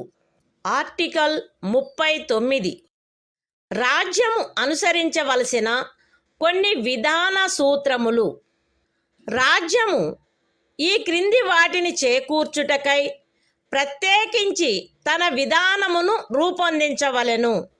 అవేవనగా స్త్రీ పురుష భేదము లేకుండా పౌరులు తగిన జీవనోపాధి సాధనములకు హక్కు కలిగియుండుట, జనులందరి ఉమ్మడి మేలును అత్యుత్తముగా సమకూర్చునట్లు సమాజపు భౌతిక వనరుల సామ్యమును మరియు నియంత్రణను పంపిణీ చేయుట, ఆర్థిక వ్యవస్థ యొక్క ప్రవృత్తి వలన జనసామాన్యమునకు హానికరమగునట్లుగా ఐశ్వర్యము ఉత్పాదన సాధనములు కేంద్రీకృతము కాకుండుట, స్త్రీ పురుషులు ఉభయులకు సమానమైన పనికి సమానమైన వేతనము లభించుట, స్త్రీ పురుష కార్మికుల ఆరోగ్యము శరీర దారుఢ్యము మరియు పిల్లల సుకుమారత్వము దురుపయోగము చేయబడుకుండుట మరియు పౌరుల ఆర్థికావశ్యకత వలన తమ వయస్సునకు లేక శరీర దారుఢ్యమునకు సరిపడని పనులలో చేరుటకు బలవంత పెట్టకుండుట, పిల్లలకు ఆరోగ్యకరమైన రీతిలో గౌరవప్రదమైన మరియు స్వేచ్ఛాయుతమైన పరిస్థితులలో అభివృద్ధి చెందు అవకాశములను మరియు సౌకర్యములను కల్పించుట మరియు బాల్య యవనములను శోషణ నుండి మరియు నైతిక మరియు భౌతిక పరిత్యజనము నుండి కాపాడుట. The Constitution of India, Part 4, Directive Principles of State Policy. Article 39. Certain principles of policy to be followed by the state. The state shall, in particular, direct its policy towards securing a. that the citizens, men and women equally, have the right to an adequate means of livelihood. b. that the ownership and control of the material resources of the community are so distributed as best to subserve the common good. c. that the operation of the economic system does not result in the concentration of wealth and means of production to the common detriment. d. that there is equal pay for equal work for both men and women. a. that the health and strength of workers, men and women, and the tender age of children are not abused, and that citizens are not forced by economic necessity to enter avocations unsuited to their age or strength. f. that children are given opportunities and facilities to develop in a healthy manner and in conditions of freedom and dignity, and that childhood and youth are protected against exploitation and against moral and material abandonment.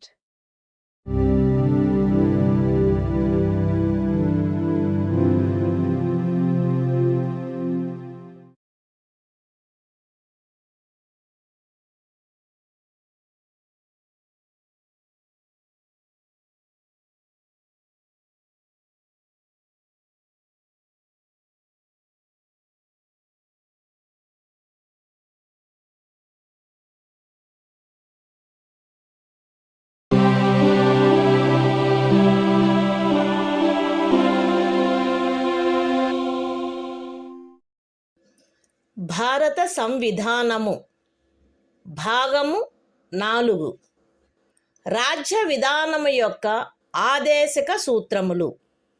Article 39A సమాన న్యాయము ఉచిత న్యాయవాద సహాయము.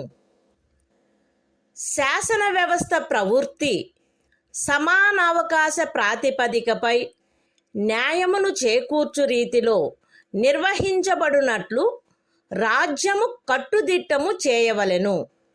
మరియు ప్రత్యేకముగా ఏ పౌరునికైనను ఆర్థిక లేక ఇతర అసక్తతల కారణమున న్యాయమును పొందు అవకాశములు అలభ్యము కాకుండునట్లు కట్టుదిట్టము చేయుటకై తగిన శాసన నిర్మాణమును లేక పథకముల ద్వారా గాని ఏదేని ఇతర విధముగా గాని ఉచిత న్యాయవాద సహాయమును సమకూర్చవలెను. The Constitution of India, Part 4, Directive Principles of State Policy. Article 39A. Equal justice and free legal aid.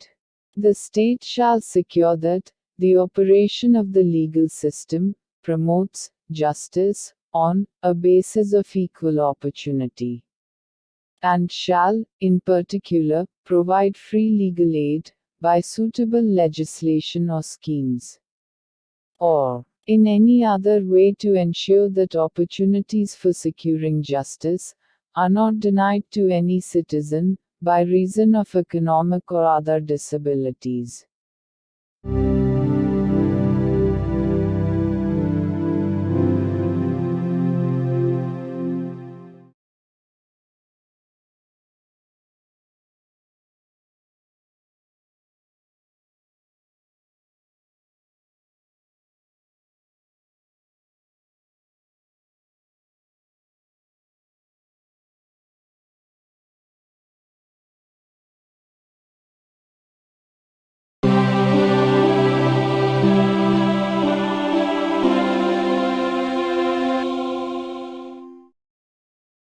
భారత సంవిధానము భాగము 4 రాజ్య విధానము యొక్క ఆదేశక సూత్రములు.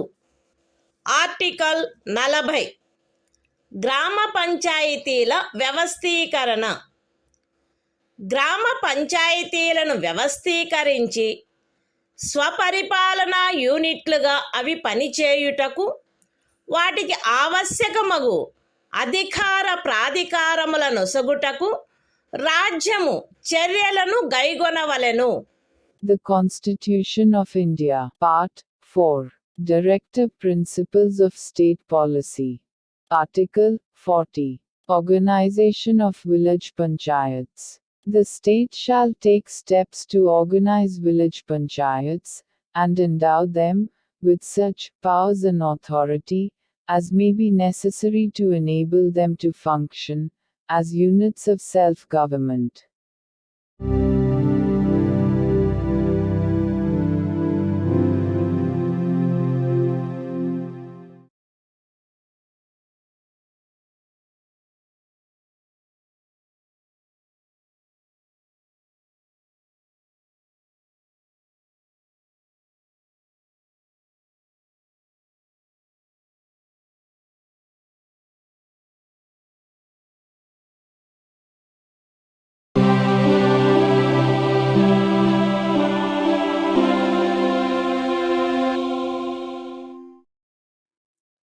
భారత సంవిధానము భాగము 4 రాజ్య విధానము యొక్క ఆదేశక సూత్రములు. ఆర్టికల్ 41 పనికి విద్యకు కొన్ని సందర్భములలో ప్రజా సహాయమునకు హక్కు.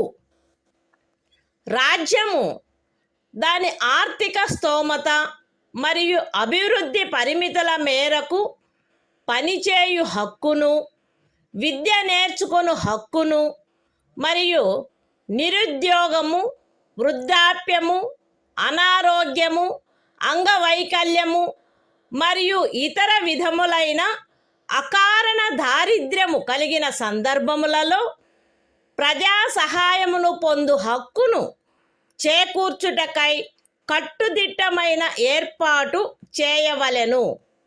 The Constitution of India, Part 4, Directive Principles of State Policy. Article 41. Right to work, to education, and to public assistance, in certain cases.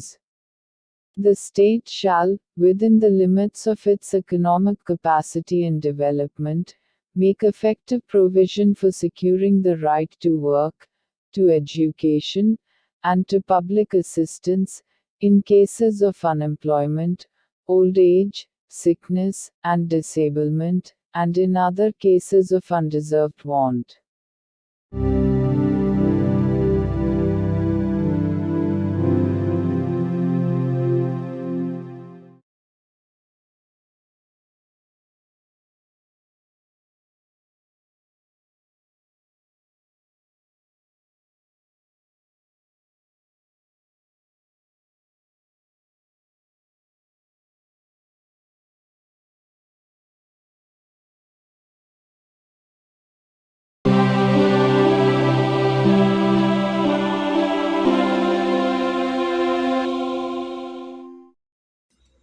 భారత సంవిధానము భాగము 4 రాజ్య విధానము యొక్క ఆదేశిక సూత్రములు. ఆర్టికల్ 42 పని విషయమున న్యాయమైన మరియు మానవోచితమైన పరిస్థితులకు మరియు ప్రసూతి సహాయమునకు ఏర్పాటు. రాజ్యము పనిచేయు విషయమున న్యాయమైన మరియు మానవోచితమైన పరిస్థితులను ప్రసూతి సహాయమును చేకూర్చుటకు ఏర్పాటు చేయవలెను.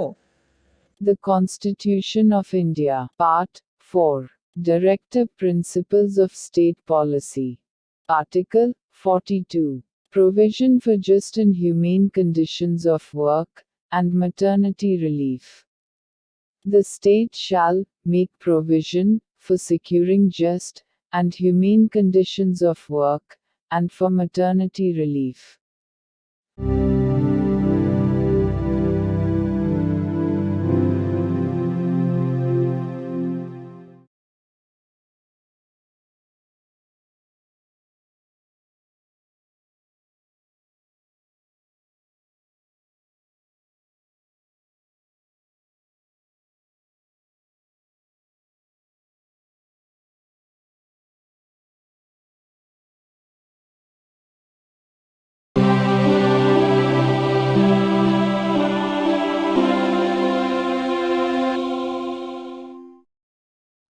భారత సంవిధానము భాగము 4 రాజ్య విధానము యొక్క ఆదేశిక సూత్రములు. ఆర్టికల్ 43 కార్మికులకు జీవన భృతి మొదలగునవి.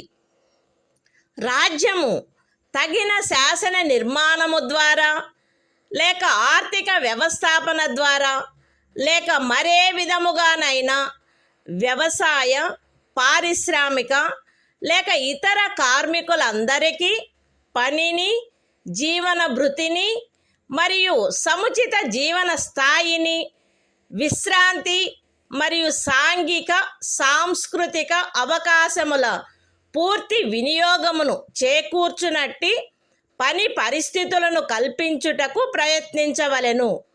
మరియు ప్రత్యేకించి గ్రామీణ ప్రాంతములలో వైయక్తిక ప్రాతిపదికపై లేక సహకార ప్రాతిపదికపై కుటీర పరిశ్రమలను పెంపొందింపచేయుటకు ప్రయత్నించవలెను. The Constitution of India, Part 4, Directive Principles of State Policy. Article 43. Living wage, etc., for workers.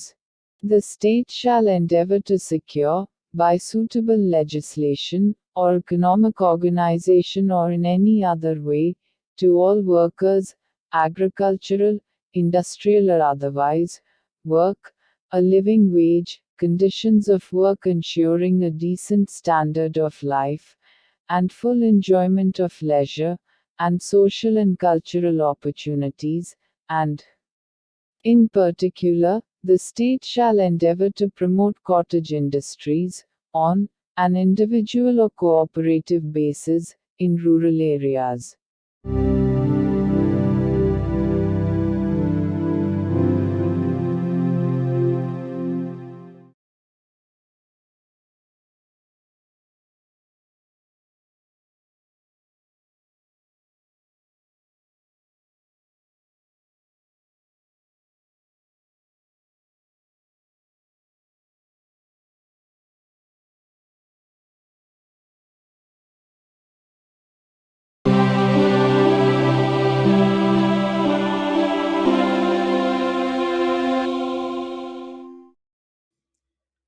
భారత సంవిధానము భాగము 4 రాజ్య విధానము యొక్క ఆదేశిక సూత్రములు. ఆర్టికల్ 43A పరిశ్రమల నిర్వహణలో కార్మికులు పాల్గొనుట. రాజ్యము తగిన శాసన నిర్మాణము ద్వారా లేక ఏదేని ఇతర విధముగా ఏదేని పరిశ్రమలో నిమగ్నమైన సంస్థల వ్యవస్థాపన లేక ఇతర వ్యవస్థల నిర్వహణలో కార్మికులు పాల్గొనున్నట్లు చర్యలు తీసుకొనవలెను. The Constitution of India, Part 4, Directive Principles of State Policy. Article 43A. Participation of workers in management of industries.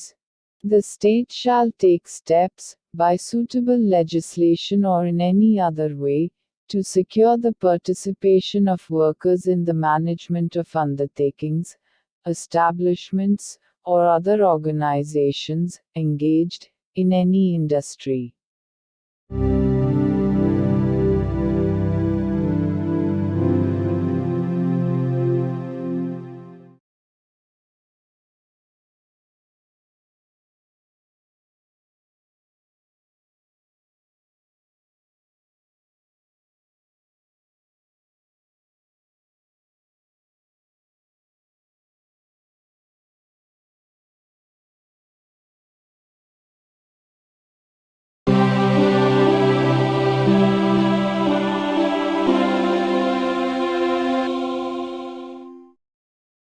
భారత సంవిధానము భాగము 4 రాజ్య విధానము యొక్క ఆదేశక సూత్రములు. ఆర్టికల్ 43B సహకార సంఘముల ప్రవర్ధనము. రాజ్యము సహకార సంఘములు స్వచ్ఛందముగా రూపొందించుటకు, స్వాయత్తముగా కృత్యములు నిర్వహించుటకు, ప్రజాస్వామ్య నియంత్రణ మరియు వృత్తిపరమై యాజమాన్యమును ప్రోత్సహించుటకు ప్రయత్నించవలెను. The Constitution of India, Part 4, Directive Principles of State Policy. Article 43B. Promotion of cooperative societies. The state shall endeavor to promote voluntary formation, autonomous functioning, democratic control and professional management of cooperative societies.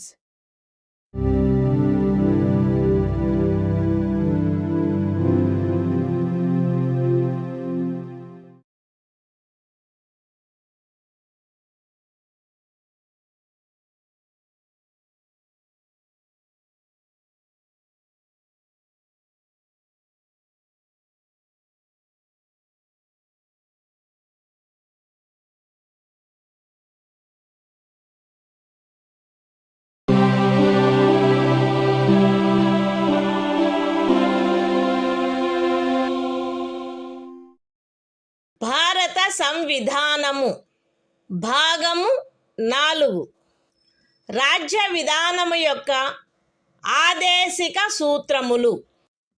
Article 44 పౌరులందరకు ఏకరూపమైన civil స్మృతి. భారతదేశ రాజ్య క్షేత్రమునంతటను పౌరులకు ఏకరూపమైన సివిల స్మృతిని చేకూర్చుటకు రాజ్యము ప్రయత్నించవలెను.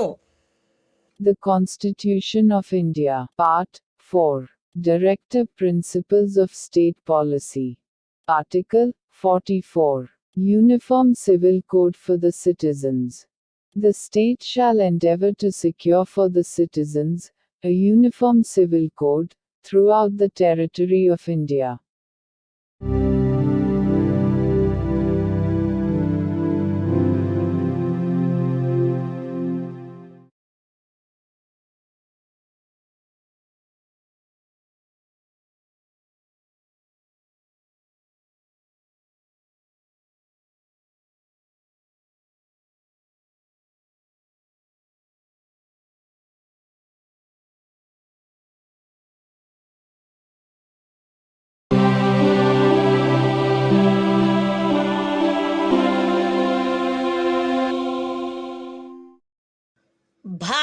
సంవిధానము భాగము 4 రాజ్య విధానము యొక్క ఆదేశిక సూత్రములు. Article 45 6 సంవత్సరముల లోపు బాలలందరికీ బాల్య ప్రారంభంలో సంరక్షణ మరియు విద్యను ఏర్పాటు చేయుట. బాలలందరూ వారు 6 సంవత్సరముల వయస్సు పూర్తి చేయునంత వరకు వారికి బాల్య ప్రారంభంలో సంరక్షణ మరియు విద్యను ఏర్పాటు చేయుటకు రాజ్యము ప్రయత్నించవలెను. The Constitution of India, Part 4, Directive Principles of State Policy. Article 45, Provision for Early Childhood Care and Education to Children below the age of 6 years.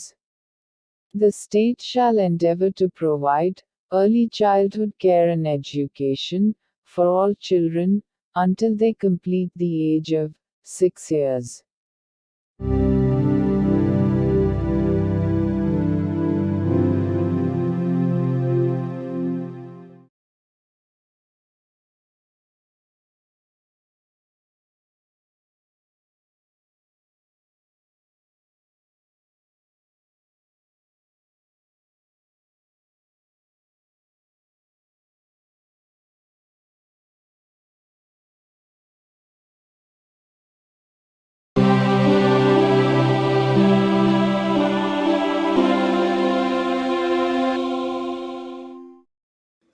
భారత సంవిధానము భాగము 4 రాజ్య విధానము యొక్క ఆదేశిక సూత్రములు.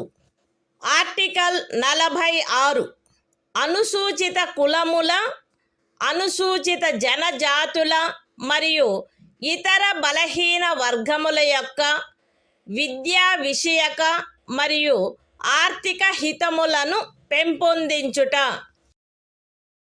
ప్రజలలో బలహీన వర్గముల, ప్రత్యేకించి అనుసూచిత కులముల మరియు అనుసూచిత జనజాతుల విద్యా విషయక మరియు ఆర్థిక హితమును రాజ్యము విశేష శ్రద్ధతో పెంపొందించవలెను మరియు సాంఘిక అన్యాయము నుండి సకల విధములగు శోషణల నుండి వారిని రక్షించవలెను.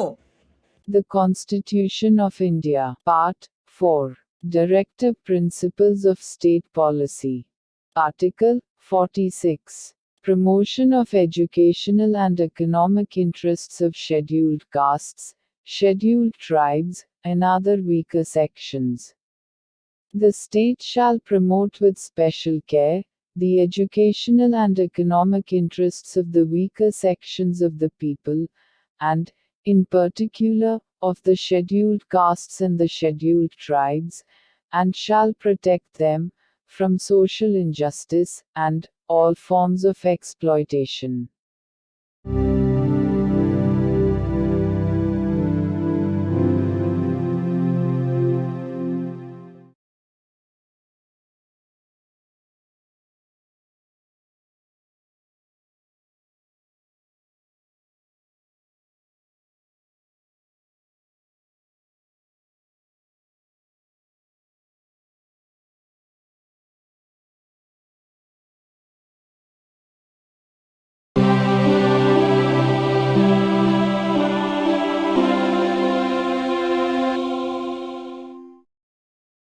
భారత సంవిధానము భాగము 4 రాజ్య విధానము యొక్క ఆదేశిక సూత్రములు.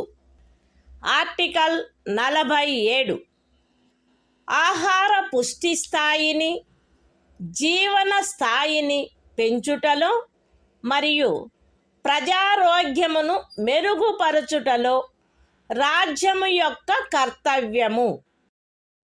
రాజ్యము ప్రజల ఆహార పుష్టి యొక్క స్థాయిని, జీవన స్థాయిని పెంచుట మరియు ప్రజారోగ్యమును మెరుగుపరుచుట తన ప్రాథమిక కర్తవ్యములలోనివిగా పరిగణించవలెను మరియు ప్రత్యేకించి వైద్య ప్రయోజనములకై తప్ప మద్యపానీయములను మరియు ఆరోగ్యమునకు భంగము కలిగించు ఔషధములను సేవించుటను నిషేధించుటకు రాజ్యము ప్రయత్నించవలెను.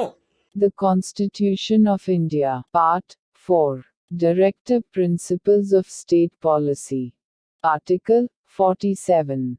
Duty of the state to raise the level of nutrition and the standard of living, and to improve public health.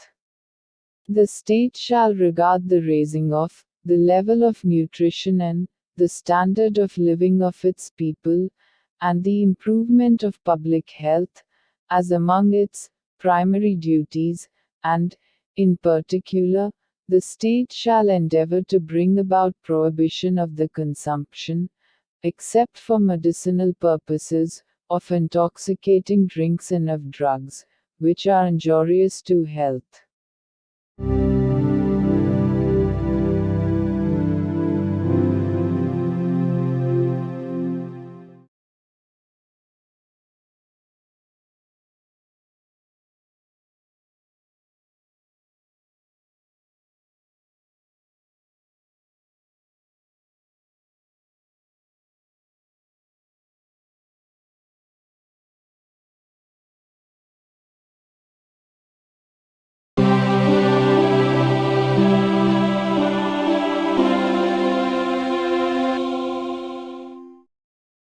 భారత సంవిధానము భాగము 4 రాజ్య విధానము యొక్క ఆదేశిక సూత్రములు.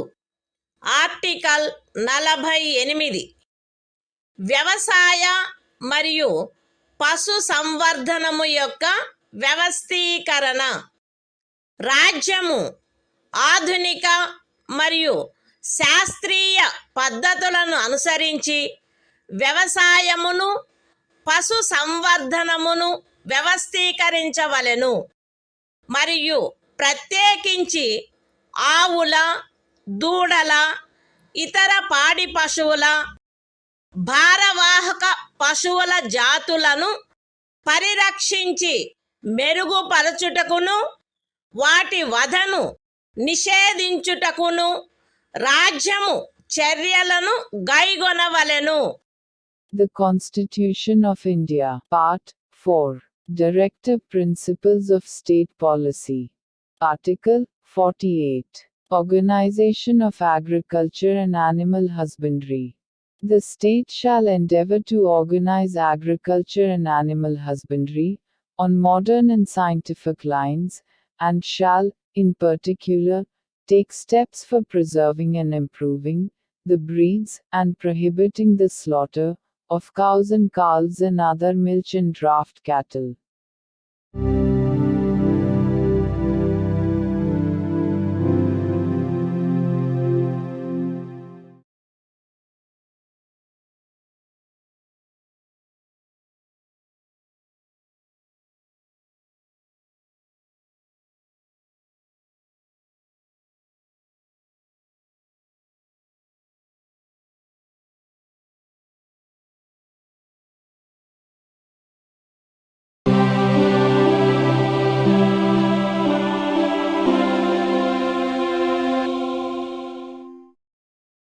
భారత సంవిధానము భాగము 4 రాజ్య విధానము యొక్క ఆదేశిక సూత్రములు.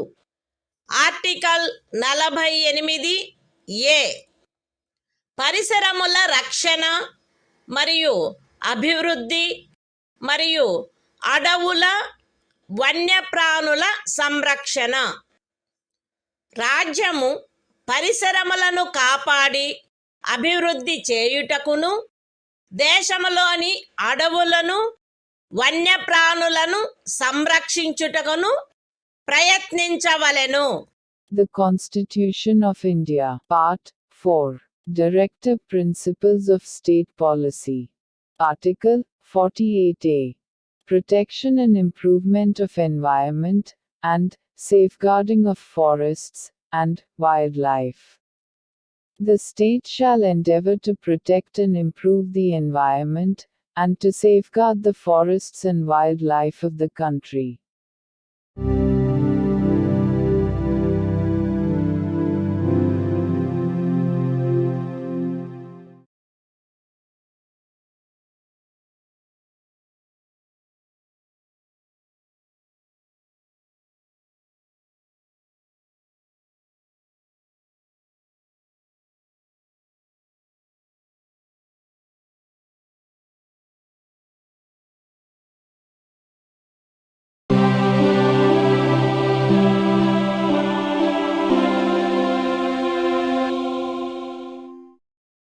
భారత సంవిధానము భాగము 4 రాజ్య విధానము యొక్క ఆదేశిక సూత్రములు. ఆర్టికల్ 49 జాతీయ ప్రాముఖ్యము గల స్మారక చిహ్నములను రక్షించుట.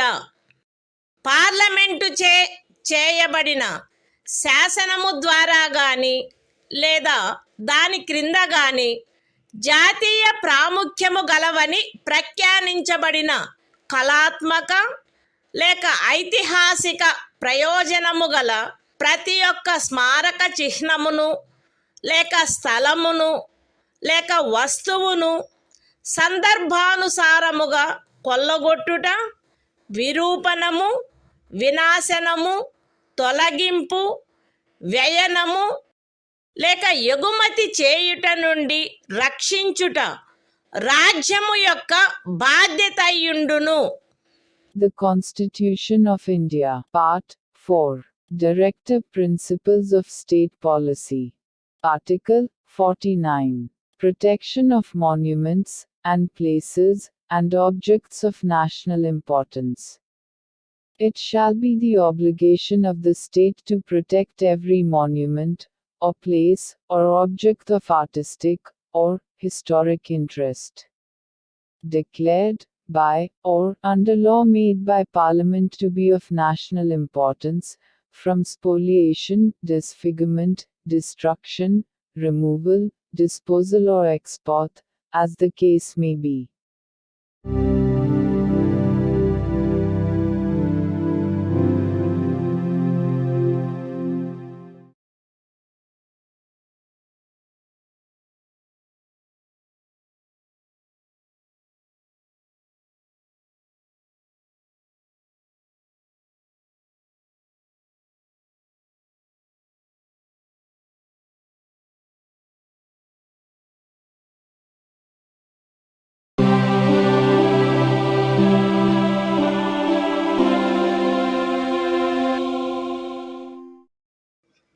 భారత సంవిధానము భాగము 4 రాజ్య విధానము యొక్క ఆదేశిక సూత్రములు.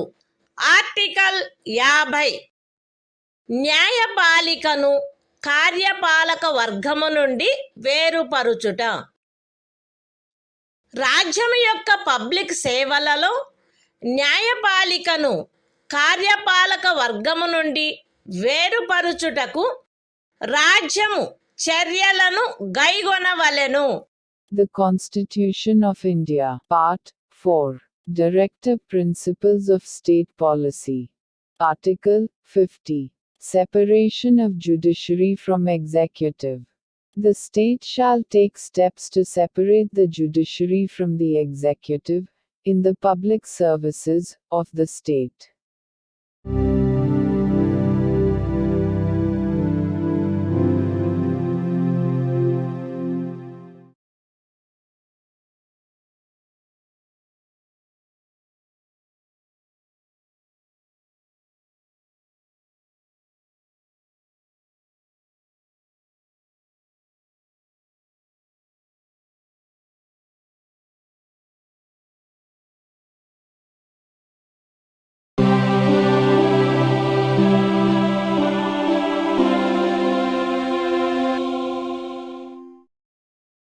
భారత సంవిధానము భాగము 4 రాజ్య విధానము యొక్క ఆదేశిక సూత్రములు. ఆర్టికల్ 51 అంతర్జాతీయ శాంతి భద్రతలను పెంపొందించుట.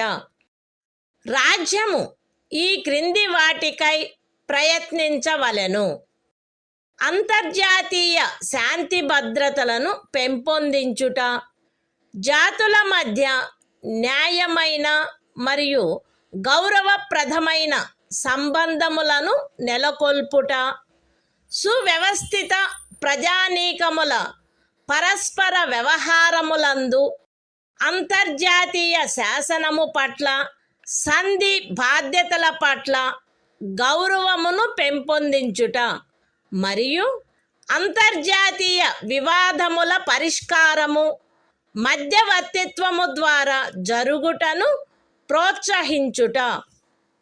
The Constitution of India, Part 4, Directive Principles of State Policy. Article 51. Promotion of international peace and security. The state shall endeavor to a. Promote international peace and security. b. Maintain just and honorable relations between nations. c.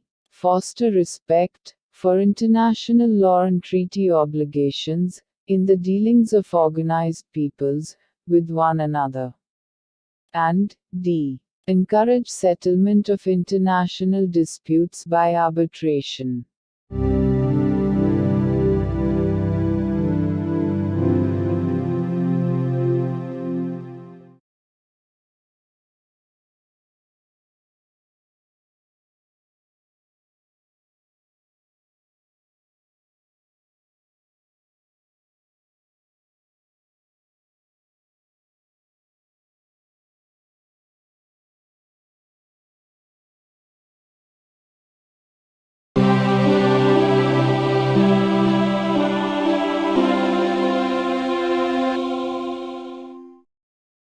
భారత సంవిధానము భాగము 4A మౌలిక కర్తవ్యములు.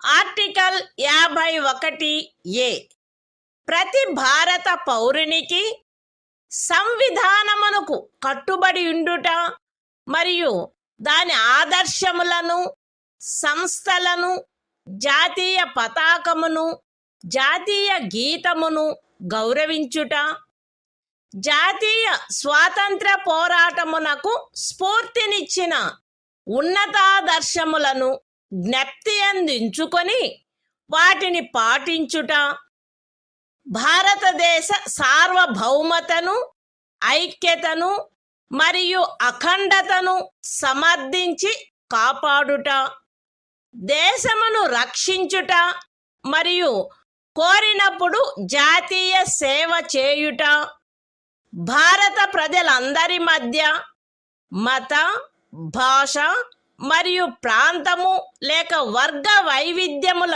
అధిగమించి సామరస్యమును, సోదర భావమును పెంపొందించుట మరియు స్త్రీల గౌరవమును న్యూనపరచు ఆచారములను విడనాడుట, మన సమ్మిశ్ర సంస్కృతి యొక్క సుసంపన్న సాంప్రదాయమును గౌరవించి పరిరక్షించుట, అడవులు, సరస్సులు, నదులు మరియు వన్యప్రాణులతో సహా ప్రకృతి సిద్ధమైన పరిసరములను కాపాడి అభివృద్ధి చేయుట మరియు ప్రాణికోటి పట్ల కరుణను కలిగియుండుట, వైజ్ఞానిక దృక్పథమును, మానవతావాదమును, జిజ్ఞాసను మరియు సంస్కరణాశక్తిని పెంపొందించుకొనుట, పబ్లిక్ ఆస్తిని సంరక్షించుట మరియు హింసను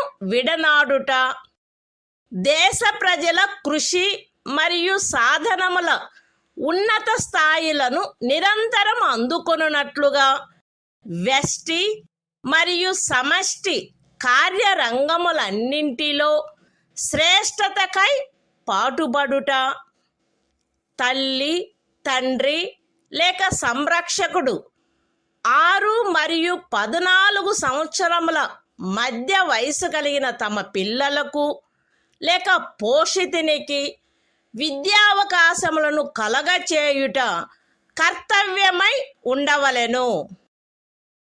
The Constitution of India, Part 4A. Fundamental Duties. Article 51A. Fundamental Duties. It shall be the duty of every citizen of India to abide by the Constitution and respect its ideals and institutions, the national flag and the national anthem. B. To cherish and follow the noble ideals which inspired our national struggle for freedom. C. To uphold and protect the sovereignty, unity and integrity of India. D. To defend the country and render national service, when called upon to do so. A. To promote harmony and the spirit of common brotherhood amongst all the people of India, transcending religious, linguistic and regional, or sectional diversities. To renounce practices derogatory to the dignity of women.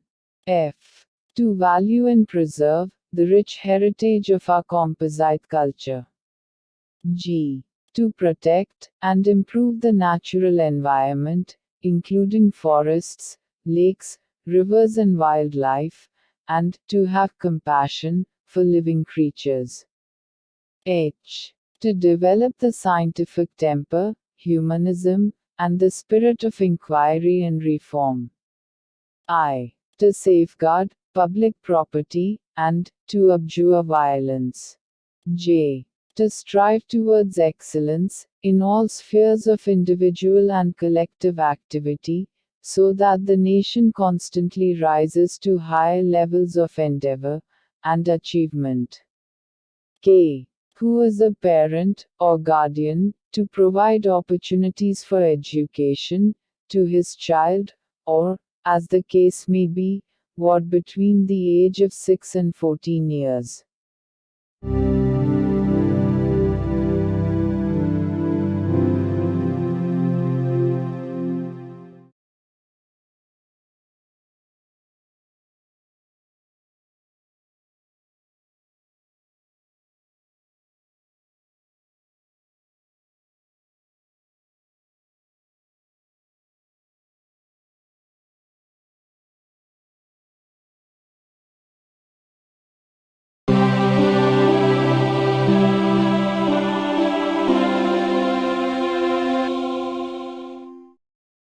భారత సంవిధానము భాగము 5 సంఘము అధ్యాయం 1 కార్యపాలక వర్గము రాష్ట్రపతి మరియు ఉపరాష్ట్రపతి article 52 భారత రాష్ట్రపతి భారతదేశమునకు ఒక రాష్ట్రపతి ఉండవలెను. The Constitution of India, Part 5, The Union. Chapter 1. The Executive. The President and Vice President. Article 52. The President of India. There shall be a President of India.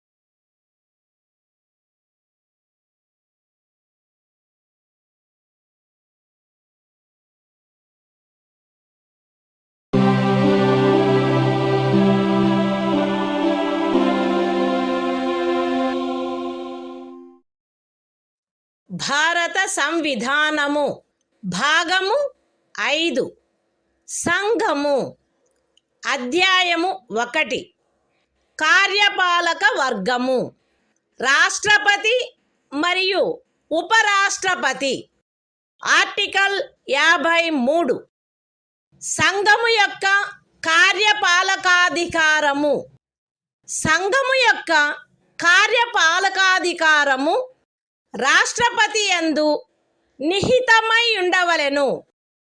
ఆయన దానిని స్వయముగా లేక తనకు అధీనస్థులగు అధికారుల ద్వారా ఈ సంవిధానమును అనుసరించి వినియోగించవలెను. పూర్వగామి నిబంధన యొక్క సాధారణతకు భంగము కలగకుండా సంఘము యొక్క రక్షణ బలములపై సర్వాధిపత్యము రాష్ట్రపతి యందు నిహితమై ఉండవలెను మరియు దాని వినియోగము శాసనము ద్వారా క్రమబద్ధము చేయబడవలెను. ఈ అనుచ్ఛేదములోనిదేదియు అస్తిత్వంలోనున్న ఏదేని శాసనము ద్వారా ఏదేని రాజ్య ప్రభుత్వమునకు గాని ఇతర ప్రాధికారికి గాని ప్రదత్తము చేయబడిన ఏవేని కృత్యములను రాష్ట్రపతికి అంతరణ చేయునిదిగా భావింపబడరాదు. లేక రాష్ట్రపతి మినహా ఇతర ప్రాధికారులకు శాసనము ద్వారా కృత్యములను ప్రదత్తము చేయుట నుండి పార్లమెంటును నివారించదు. The Constitution of India, Part 5, The Union. Chapter 1. The Executive. The President and Vice President. Article 53. Executive Power of the Union. 1. The executive power of the Union shall be vested in the President, and shall be exercised by him, either directly, or through officers, subordinate to him, in accordance with this Constitution. 2. Without prejudice to the generality of the foregoing provision, the supreme command of the defense forces of the Union shall be vested in the President, and the exercise thereof shall be regulated by law. 3. Nothing in this article shall be deemed to transfer to the President any functions conferred by any existing law on the government of any state, or other authority, or prevent Parliament from conferring by law functions on authorities other than the President.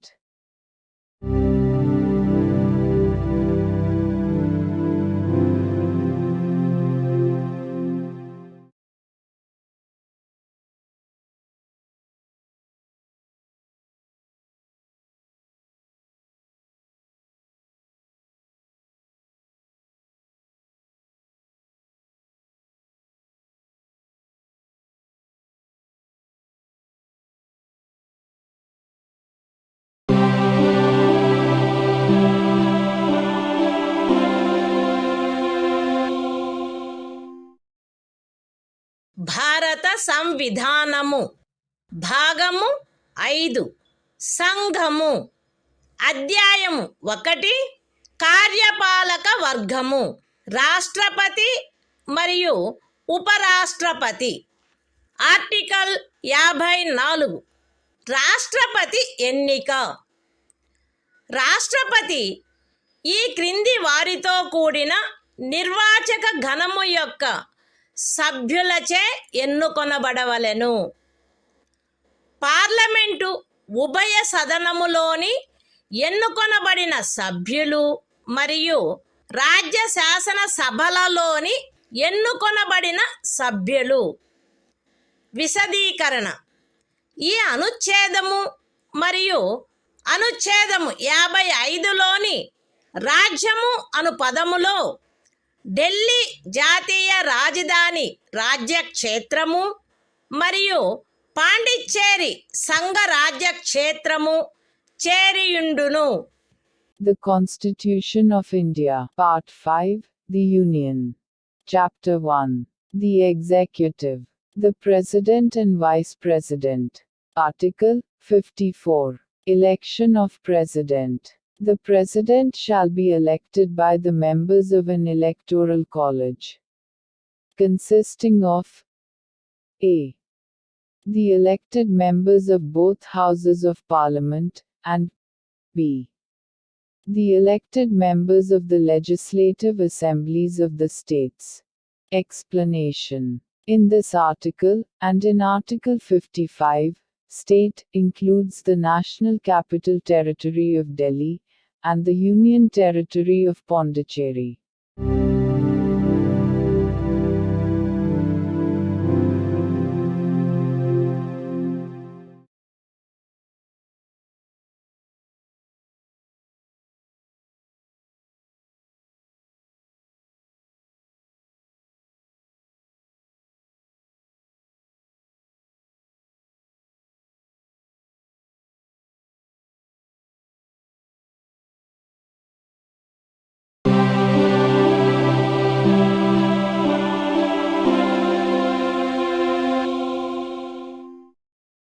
భారత సంవిధానము భాగము 5 సంఘము అధ్యాయము 1 కార్యపాలక వర్గము రాష్ట్రపతి మరియు ఉపరాష్ట్రపతి article 55 రాష్ట్రపతిని ఎన్నుకొను రీతి రాష్ట్రపతి యొక్క ఎన్నికలో వివిధ రాజ్యముల ప్రాతినిధ్య ప్రమాణము ఆచరణీయమైనంత మేరకు ఏకరూపముగా ఉండవలెను.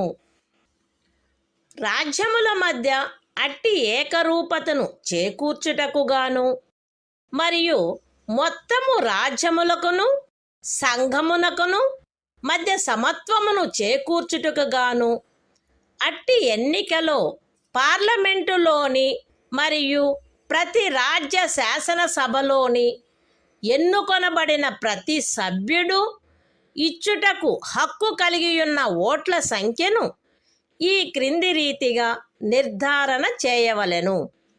ఏ రాజ్యం యొక్క జనసంఖ్యను ఆ రాజ్య శాసనసభలోని ఎన్నుకొనబడిన మొత్తము సభ్యుల సంఖ్యతో భాగించగా వచ్చు భాగఫలములో 1000 యొక్క గుణిజములు ఎన్నియుండునో అన్ని ఓట్లను రాజ్య శాసనసభకు ఎన్నుకొనబడిన ప్రతి సభ్యుడు కలిగి ఉండవలెను.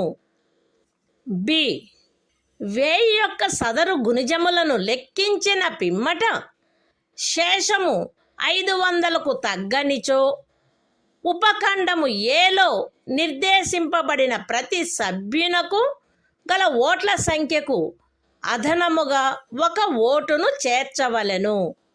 సి ఉపఖండములు ఏ మరియు బిల క్రింద రాజ్య శాసనసభలోని సభ్యులకు నియతమైన ఓట్ల మొత్తపు సంఖ్యను పార్లమెంటు ఉభయ సదనములో ఎన్నుకొనబడిన సభ్యుల మొత్తము సంఖ్యతో భాగించగా ఏ సంఖ్య వచ్చునో అన్ని ఓట్లను పార్లమెంటు ఉభయ సదనములోని ఎన్నుకోబడిన ప్రతి సభ్యుడు కలిగి ఉండవలెను. సగమునకు మించిన భిన్నమును 1గా పరిగణించవలెను. ఇతర భిన్నములను ఉపేక్షించవలెను. రాష్ట్రపతి ఎన్నిక ఏకల అంతరణీయ ఓటు ద్వారా అనుపాతిక ప్రాతినిధ్య పద్ధతును అనుసరించి జరగవలెను మరియు అట్టి ఎన్నికలో పోలింగు రహస్యపు బ్యాలెట్ పద్ధతిలో జరగవలెను. విశదీకరణ ఈ అనుచ్ఛేదములో జనసంఖ్య అను పదబంధమునకు కడపటిదియు అందుకు సంబంధించిన అంకెలు ప్రచురింపబడినదియు అగు జనగణనతో అభినిశ్చితమైన జనసంఖ్య అని అర్థము.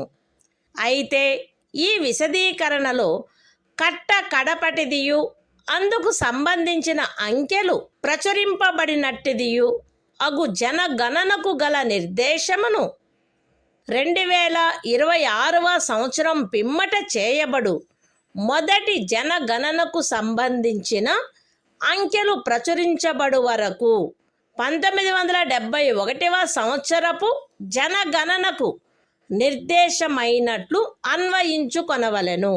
The Constitution of India, Part 5, The Union. Chapter 1. The Executive, the President and Vice President.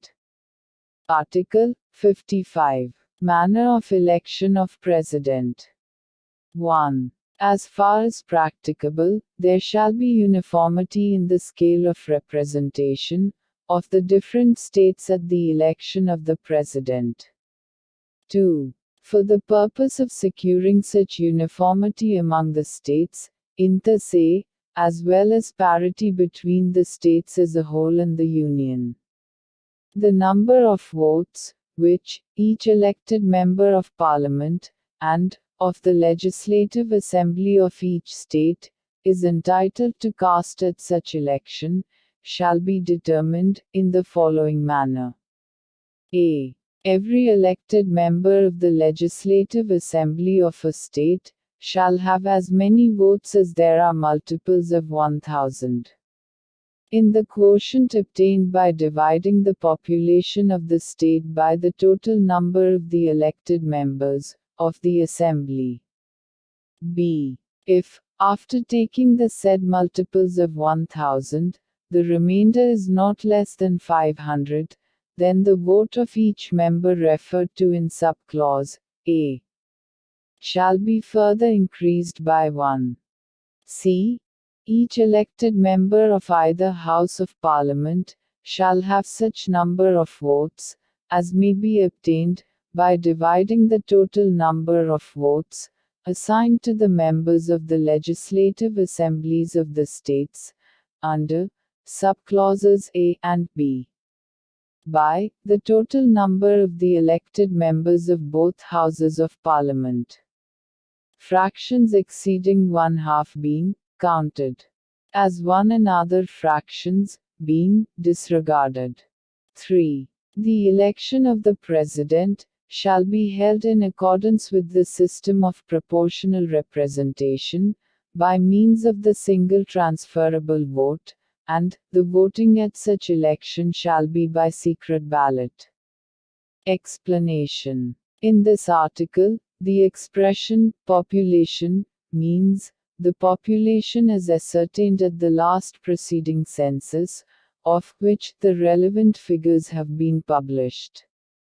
Provided that the reference in this explanation to the last preceding census, of which the relevant figures have been published shall, until the relevant figures for the first census taken after the year 2026 have been published, be construed as a reference to the 1971 census.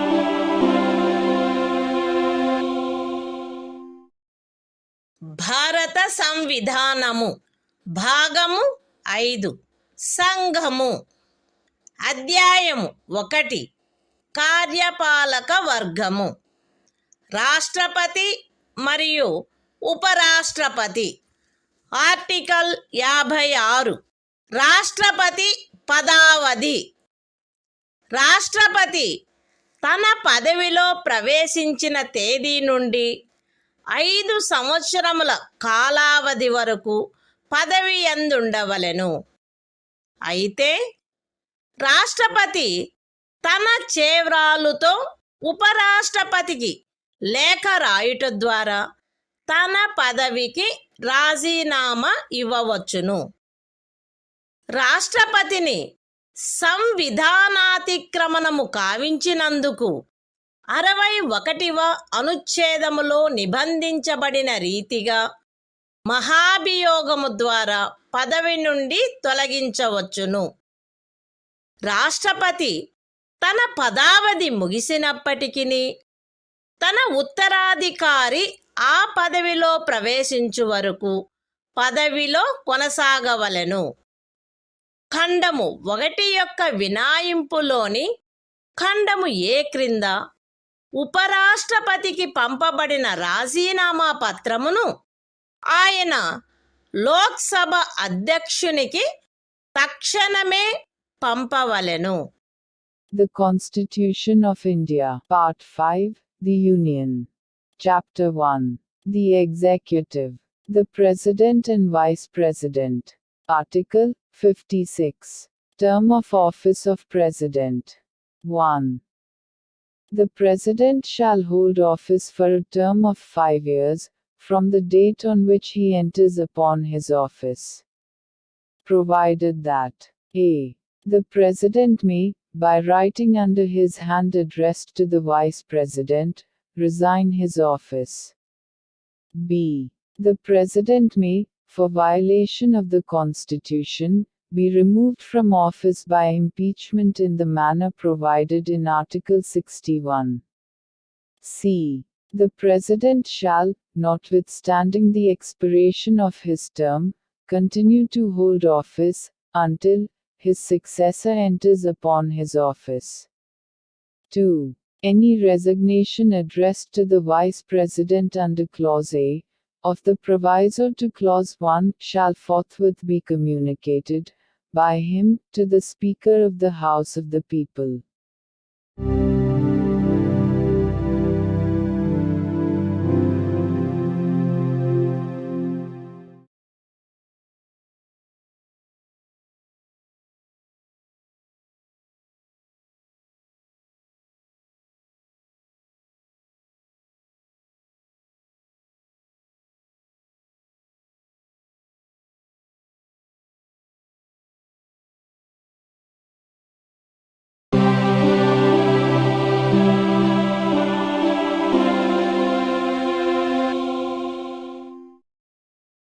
భారత సంవిధానము భాగము 5 సంఘము అధ్యాయము 1 కార్యపాలక వర్గము రాష్ట్రపతి మరియు ఉపరాష్ట్రపతి. Article 57 తిరిగి ఎన్నికకు పాత్రత. రాష్ట్రపతి పదవియందున్నా లేక ఆ పదవియందుండిన ఏ వ్యక్తి అయినను ఈ సంవిధానములోని ఇతర నిబంధనలకు అత్యధీనమై ఆ పదవికి తిరిగి ఎన్నుకొనుబడుటకు పాత్రుడై ఉండును. The Constitution of India, Part 5, The Union. Chapter 1. The Executive. The President and Vice President. Article 57. Eligibility for re-election.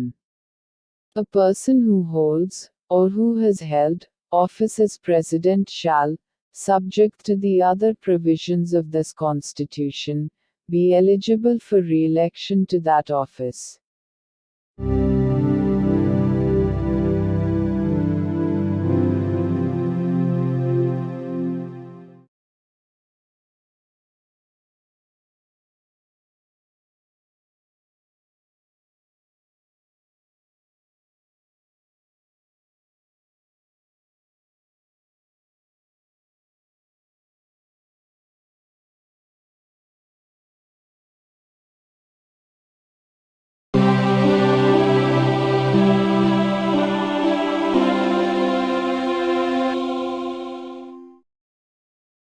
భారత సంవిధానము భాగము 5 సంఘము అధ్యాయము 1 కార్యపాలక వర్గము రాష్ట్రపతి మరియు ఉపరాష్ట్రపతి.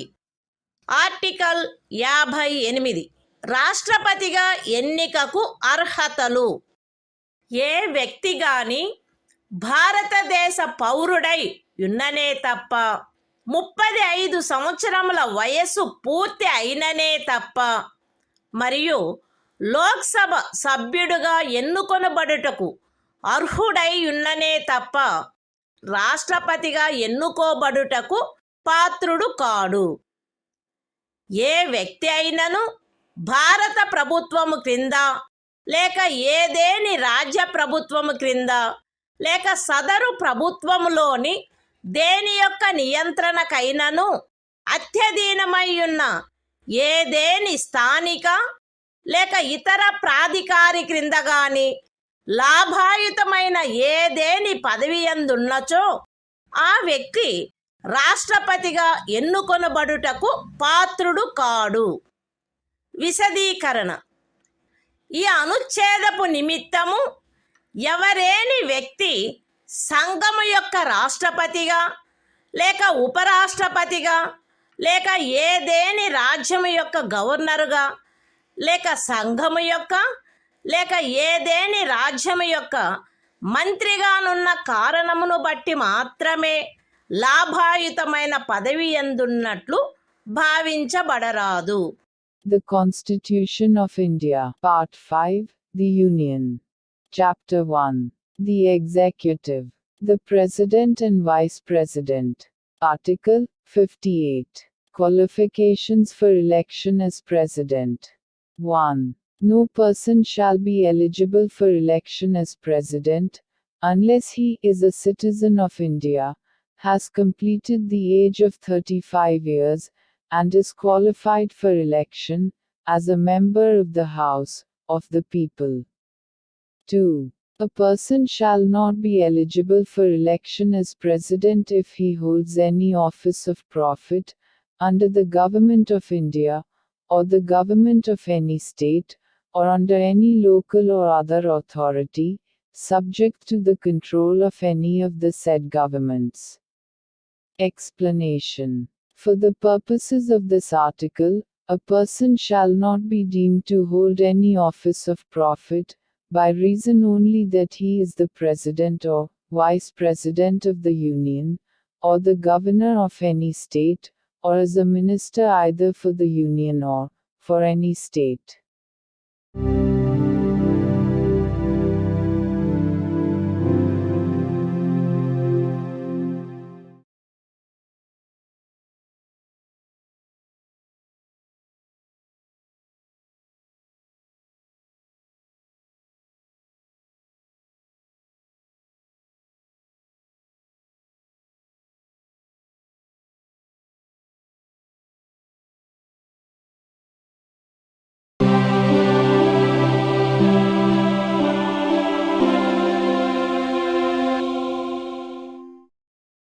భారత సంవిధానము భాగము 5 సంఘము అధ్యాయము 1 కార్యపాలక వర్గము రాష్ట్రపతి మరియు ఉపరాష్ట్రపతి.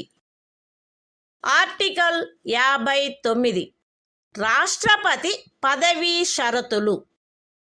రాష్ట్రపతి పార్లమెంటు యొక్క లేక ఏదేని రాజ్య శాసన మండలి యొక్క ఏ సదనములో గాని సభ్యుడుగా ఉండరాదు, మరియు పార్లమెంటు యొక్క లేక ఏదేని రాజ్య శాసన మండలి యొక్క ఏ సదనములోని సభ్యుడైనను రాష్ట్రపతిగా ఎన్నుకొనబడినచో ఆయన రాష్ట్రపతి పదవిలో ప్రవేశించిన తేదీ నుండి ఆ సదనములోని తన స్థానమును ఖాళీ చేసినట్లు భావించవలెను.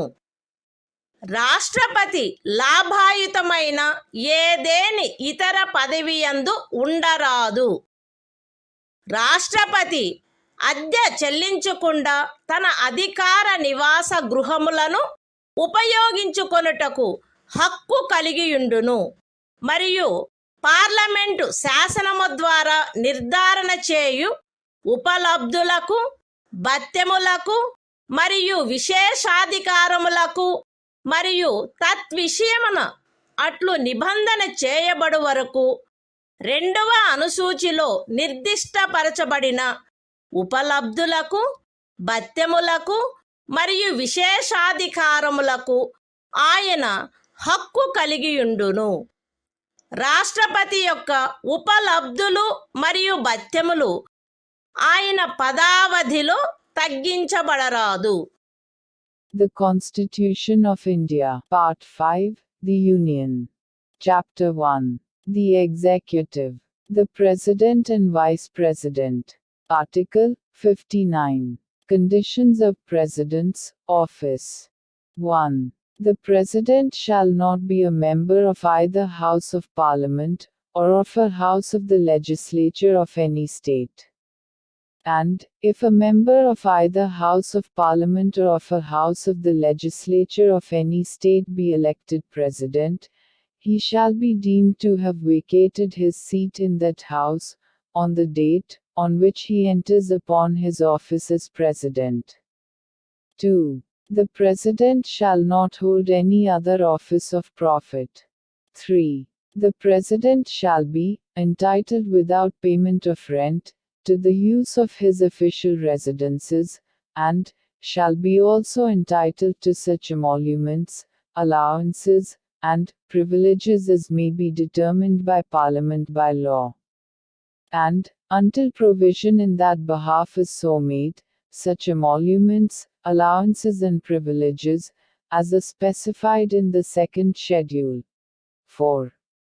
The emoluments and allowances of the President shall not be diminished during his term of office.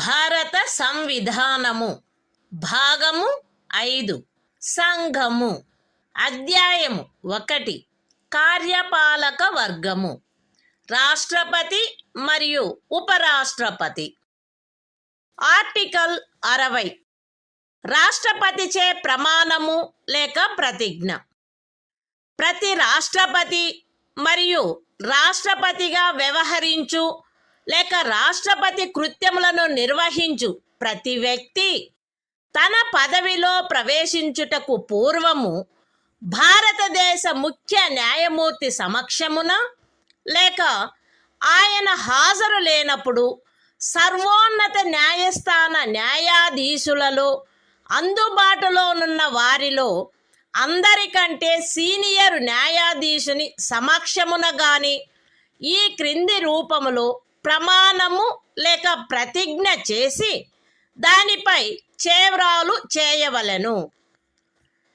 AB అను నేను భారతదేశ రాష్ట్రపతి పదవిని శ్రద్ధాపూర్వకముగా నిర్వహింతుననియు లేక రాష్ట్రపతి యొక్క కృత్యములను శ్రద్ధాపూర్వకముగా నిర్వహింతుననియు నా సంపూర్ణ సామర్థ్యము మేరకు సంవిధానమును మరియు శాసనమును పరిరక్షించి సంరక్షించి రక్షింతుననియు భారతదేశ ప్రజల సేవయందును వారి క్షేమమునందును నిరతుడునయ్యదననియు దైవ సాక్షిగా ప్రమాణము చేయుచున్నాను. సత్యనిష్టతో ప్రతిజ్ఞ చేయుచున్నాను. The Constitution of India, Part 5, The Union. Chapter 1. The Executive. The President and Vice President. Article 60. Oath or affirmation by the President.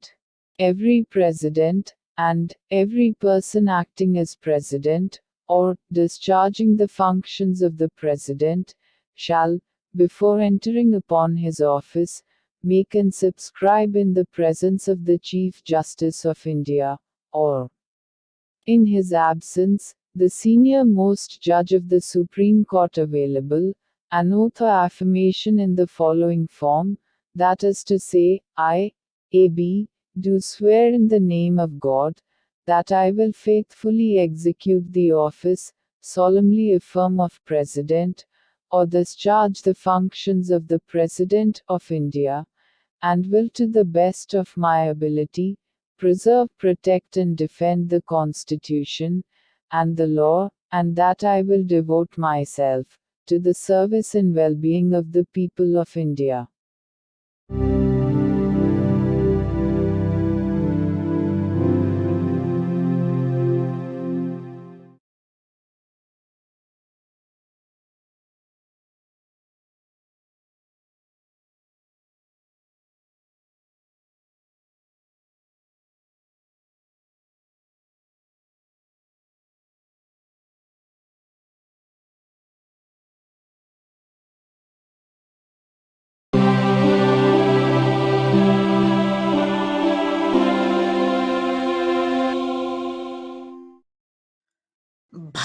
భారత సంవిధానము.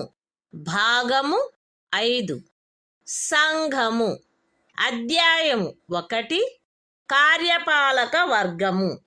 రాష్ట్రపతి మరియు ఉపరాష్ట్రపతి. ఆర్టికల్ 61. రాష్ట్రపతిపై మహాభియోగము తెచ్చుటకు ప్రక్రియ. సంవిధానాతిక్రమణము కావించినాడని రాష్ట్రపతిపై మహాభియోగము జరపబడవలసినప్పుడు పార్లమెంటు యొక్క ఏ సదనము చేనైనను ఆరోపణ చేయబడవలెను.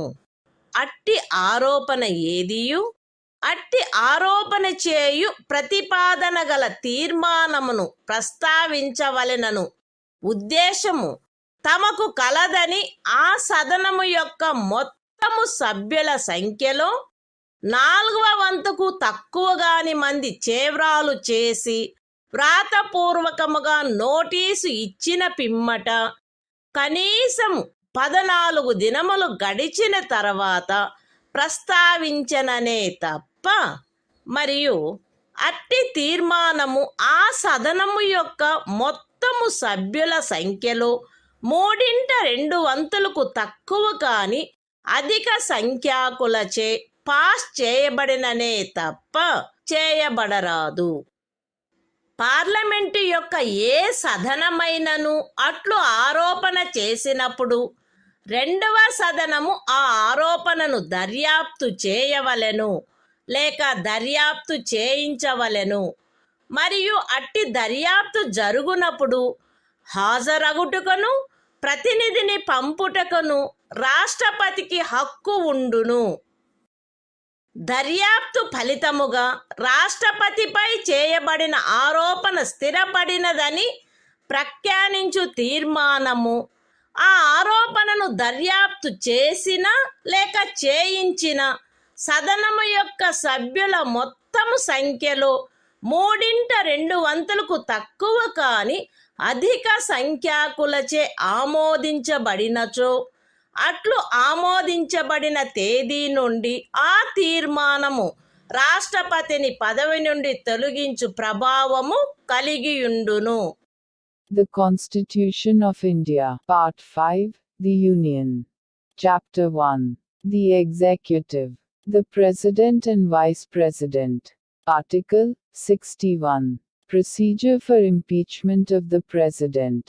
1. When a President is to be impeached for violation of the Constitution, the charge shall be preferred by either House of Parliament. 2. No such charge shall be preferred unless the proposal to prefer such charge is contained in a resolution, which has been moved, after at least 14 days' notice in writing, signed by not less than 1/4 of the total number of members of the House, has been given of their intention to move the resolution.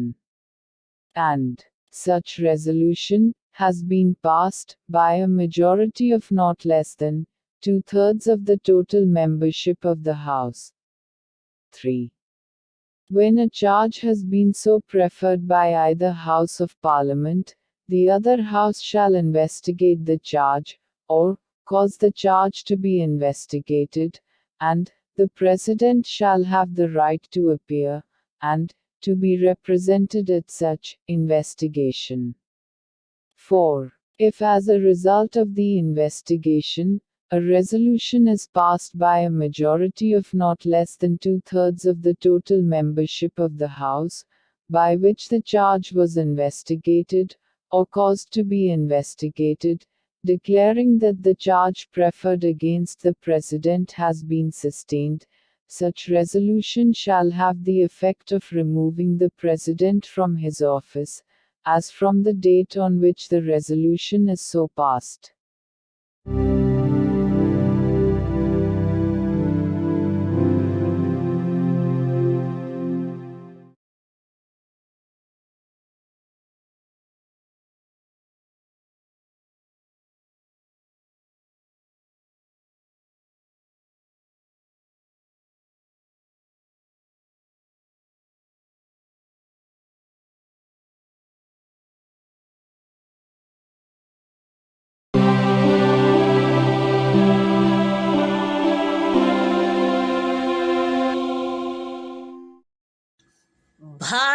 సంవిధానము భాగము 5 సంఘము. అధ్యాయము 1 కార్యపాలక వర్గము. రాష్ట్రపతి మరియు ఉపరాష్ట్రపతి. Article 62. రాష్ట్రపతి పదవి ఖాళీ అయినప్పుడు దానిని పూరించుటకు ఎన్నిక జరపవలసిన కాలము మరియు ఆకస్మికముగా ఏర్పడిన ఖాళీని పూరించుటకు ఎన్నుకొనబడు వ్యక్తి యొక్క పదావధి. రాష్ట్రపతి యొక్క పదావధి ముగియుటచే ఏర్పడు ఖాళీని పూరించుటకు జరగవలసిన ఎన్నిక ఆ పదావధి ముగియుటకు పూర్వమే పూర్తి చేయబడవలెను. మరణము, రాజీనామా లేక తొలగింపు కారణముగా లేక అన్యదా రాష్ట్రపతి పదవియందు ఏర్పడిన ఖాళీని పూరించుటకు జరగవలసిన ఎన్నిక ఆ ఖాళీ ఏర్పడిన తర్వాత సాధ్యమైనంత త్వరితముగాను ఎట్టి సందర్భంలోనూ ఖాళీ ఏర్పడిన తేదీ నుండి 6 మాసములు దాటకుండగను జరపబడవలెను. మరియు ఆ ఖాళీని పూరించుటకు ఎన్నుకొనబడిన వ్యక్తి 56వ అనుచ్ఛేదము యొక్క నిబంధనలకు అత్యధీనమై తాను పదవిలో ప్రవేశించిన తేదీ నుండి 5 సంవత్సరముల సంపూర్ణ కాలావధి వరకు పదవియందుండుటకు హక్కు కలిగియుండును. The Constitution of India, Part 5, The Union. Chapter 1. The Executive. The President and Vice President. Article 62. Time of holding election to fill vacancy in the office of President. And the term of office of person elected to fill casual vacancy. 1. An election to fill a vacancy caused by the expiration of the term of office of President shall be completed before the expiration of the term. 2. An election to fill a vacancy in the office of President, occurring by reason of his death, resignation or removal, or otherwise shall be held as soon as possible, after, and in no case later than 6 months from, the date of occurrence of the vacancy. And, the person elected to fill the vacancy shall, subject to the provisions of Article 56, be entitled to hold office for the full term of 5 years, from the date on which he enters upon his office.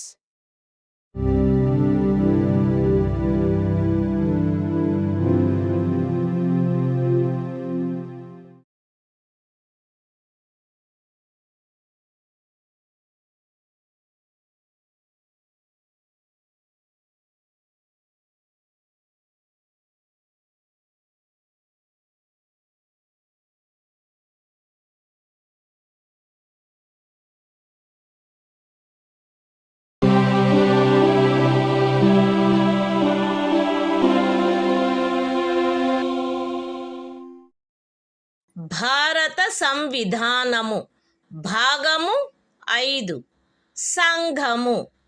అధ్యాయము 1 కార్యపాలక వర్గము. రాష్ట్రపతి మరియు ఉపరాష్ట్రపతి. Article 63. భారత ఉపరాష్ట్రపతి. భారతదేశమునకు ఒక ఉపరాష్ట్రపతి ఉండవలెను. The Constitution of India, Part 5, The Union. Chapter 1. The Executive. The President and Vice President. Article 63. The Vice President of India. There shall be a Vice President of India.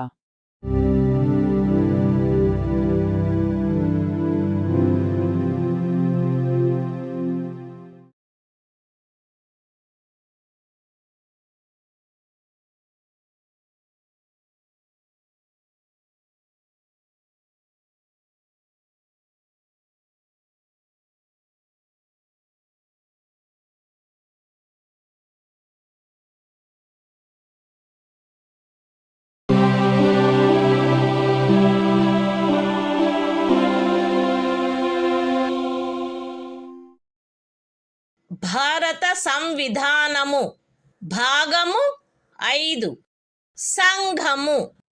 అధ్యాయము 1 కార్యపాలక వర్గము. రాష్ట్రపతి మరియు ఉపరాష్ట్రపతి. ఆర్టికల్ 64. ఉపరాష్ట్రపతి పదవి రీత్యా రాజ్యసభకు సభాపతిగా నుండుట. ఉపరాష్ట్రపతి పదవి రీత్యా రాజ్యసభకు సభాపతి అయ్యుండును. ఆయన లాభాయుతమైన ఏ ఇతర పదవి యందును ఉండరాదు. అయితే ఉపరాష్ట్రపతి 65వ అనుచ్ఛేదము క్రింద రాష్ట్రపతిగా వ్యవహరించు లేక రాష్ట్రపతి యొక్క కృత్యములను నిర్వహించు ఏ కాలావధిలోనైనను ఆయన రాజ్యసభ యొక్క సభాపతి పదవికి చెందిన కర్తవ్యములను నిర్వర్తించరాదు. మరియు 97వ అనుచ్ఛేదము క్రింద రాజ్యసభ యొక్క సభాపతికి చెల్లించబడదగు ఎట్టి జీతమునకు లేక భత్యమునకు ఆయన హక్కు కలిగి ఉండడు. The Constitution of India, Part 5, The Union. Chapter 1. The Executive. The President and Vice President. Article 64. The Vice President, to be, ex officio Chairman of the Council of States. The Vice President shall be, ex officio Chairman of the Council of the States, and shall not hold any other office of profit, provided that, during any period, when the Vice President acts as President, or discharges the functions of the President under Article 65, he shall not perform the duties of the office of Chairman of the Council of States, and shall not be entitled to any salary or allowance payable to the Chairman of the Council of States under Article 97.